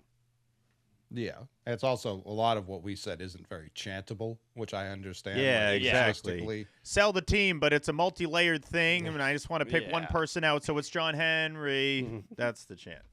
It's also just like, as someone who's enjoying baseball early in the year and like you want to be hopeful about your team, it's such a shitty vibe to like sit there. And credit to Nesson, man, they're turning it up. They're not trying to hide it. They're not playing any games so that you don't hear it. But just as a baseball fan that's like trying to get excited about a team that made it very hard until the last 48 hours, what a shitty feeling. I feel like there's been better points for this. It did suck being there with Mikey for like 4 of the games so far. And obviously, we're all so invested now and are putting more time into this than we ever have with this one team. And we're just looking around like, golly, this is what's going on at the park of where that team plays. Everyone's saying sell the team. Like, shit. But I get it. You're upset. That's fine. But if anything, this series win at least settles things down a little bit. Like, if the Blue Jays didn't have some late comeback, you would have had the same record as the defending American League champions right now. So it could be worse. Okay. Any final thoughts, T? Yeah, just a quick one. Mikey Romero, man, I'm hot for him. I'm hot and bothered right now. What he's done to start the year at AAA, like, I'm a believer that Caleb Durbin can be a solid big leaguer here and do his part. I think if Mikey Romero continues to look anything like he has to start the year, it's going to be a different convo. Through 9 games, 342, 395, 553, 948 OPS, 144 WRC+. striking out 11% of the time, so he's still not striking out like he was when he came up for the first time last year. 99th percentile max exit velocity, 98th percentile exit velocity, 88th percentile expected WOBA. 9-game hitting streak to start the year. Showed he could hit lefties last year. That's a very intriguing profile for a team that lacks thump and lacks impact bats. If Durbin gets into June or July and it's just not like moving you in a significant way, Romero's defense is probably the one thing that would put Durbin above him. But man, that kind of impact with the bat, it's going to stand out. And I am starting to have more dreams of an infield of Marcelo Meyer and Mikey Romero maybe sharing more than a game or two. Maybe it could be years. The McMahon? If you want to like reverse the vibes too, I am a pretty firm believer that the fans have a fair bit of control. If you want a chance to sell the team, go ahead. It's going to be negative vibes for everybody.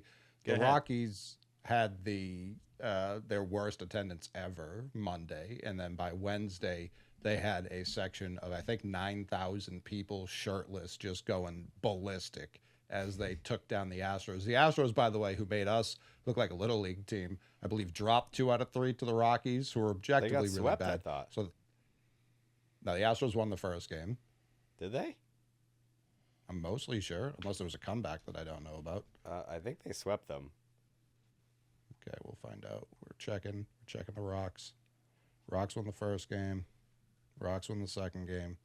And the Rocks definitely won today, right? Yeah, 9-1. So yeah, I was wrong. Hand up. The Rockies have won 4 straight. Yeah, but they were going ballistic. Vibes couldn't be higher for a team that probably isn't cutting down the nets at the end of the year. You can control that. Not me. Not John Henry. You. That's a good point. Steven? Yep, section10merch.com for the greatest merch on the planet. Sign up for the Patreon. The Discord for the live game chats have been just stellar. It's been next level. I've loved being in there. All the fellas are in there. We're having a blast. You guys are just crushing it with the live game chats. I feel like I got maybe me and you did, Coley, by PTI. I think it was their April Fool's thing. So the issue was, and I don't mean to cut you off, I didn't see it from PTI. I saw it aggregated via PTI, which that's so you got fucked by up. someone that got. Yeah, that doesn't count. Yeah, if you're listing PTI as a source, I'm like, that makes sense. So but I never, you started talking about Kornheiser, I was like, oh yeah, that is who, like via PTI, it makes sense. But that's crazy to be aggregating. That is insanity to aggregate that. And I know they always do an April Fool's thing. I don't think I put the two together that it was April Fool's Day, and I didn't see through the end of the segment. I had started, because I watch PTI all the time. I had started watching it, only saw the beginning of that segment, and then had to go. So I didn't see when they were like, hey, we're joking. So yeah, shout out to the Reddit for catching that. The Reddit's been buzzing, and yeah, definitely messed that one up. And lastly, loving the third Red Sox cooler jug that they introduced, the navy blue one. Obviously, it reminds me of the navy blue Red Sox jerseys that they certainly should have never gotten rid of. I'll be interested to see if the yellow City Connects are still around. They didn't do them on Saturday. So if those are still in the mix, who knows? My guess, Jared, is that it's just the opening weekend series. So they're not, again, this team was not ready to play. So I don't think they even know they have City Connect jerseys. Right. So by their next home weekend series, I believe against the Tigers, I wouldn't be stunned if it's the green, yellow, white again, but we'll see. Just keeping an eye on that. Do you have any intel on a third or a new Navy jersey perhaps popping up? I wish. Someone on Jersey Street, I'm pretty sure, took photos of them in the store. Not an April Fool's joke. They have black Sox jerseys in there, which I was like, I think I like these, even though it looked like a knockoff. It's like what Walmart would have or something for like a Red Sox jersey. Was it black? I thought it was I only saw the picture. It looked like okay. I think we're thinking of the same tweet. Striped as well. Yes. If that's black, that stinks. If it's navy, I like. My problem with the navy was the lack of color, like around it. Like it was too navy. If it's black, I'm out, or like slate gray or whatever the fuck. So yeah, we will be on Jersey watch for that next series because that's when they're going to start letting us know what the trends are. Boom. Okay. I don't have a final thought. Okay. Be on the lookout for the next Clean 40. Patreon.com/Section10Podcast. Another bonus pod coming this week.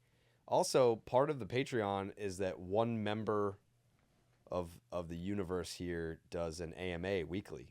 So I think maybe Friday we should probably do that. Who do you think it should be?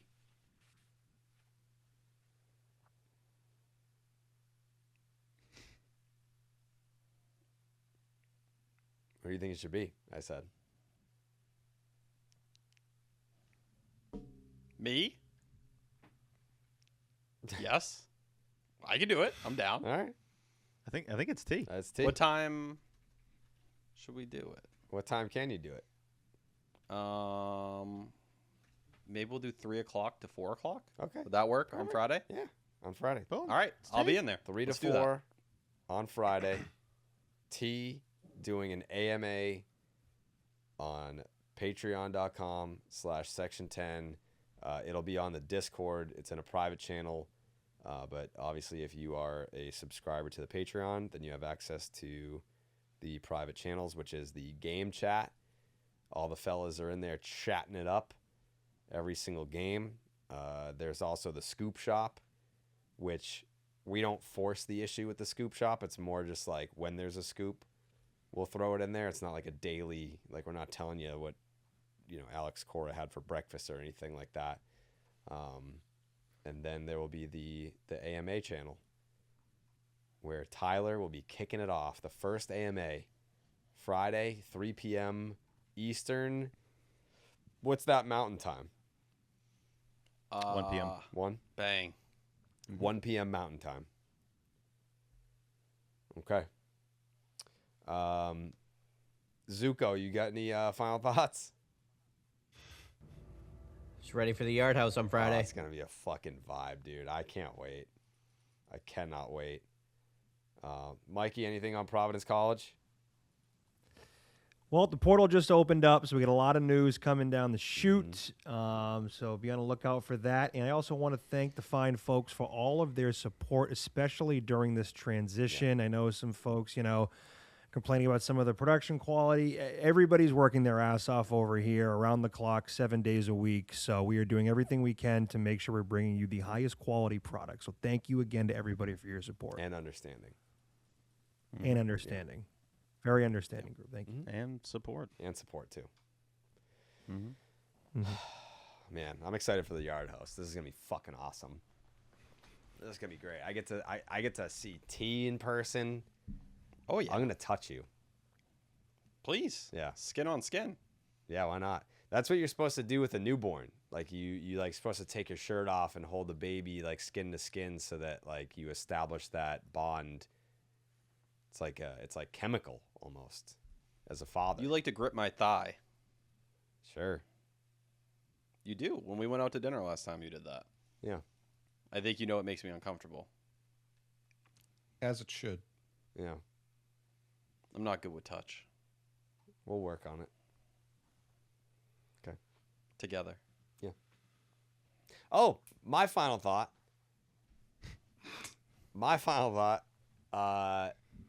Four years ago today, I put out my first podcast with Tyler Milliken.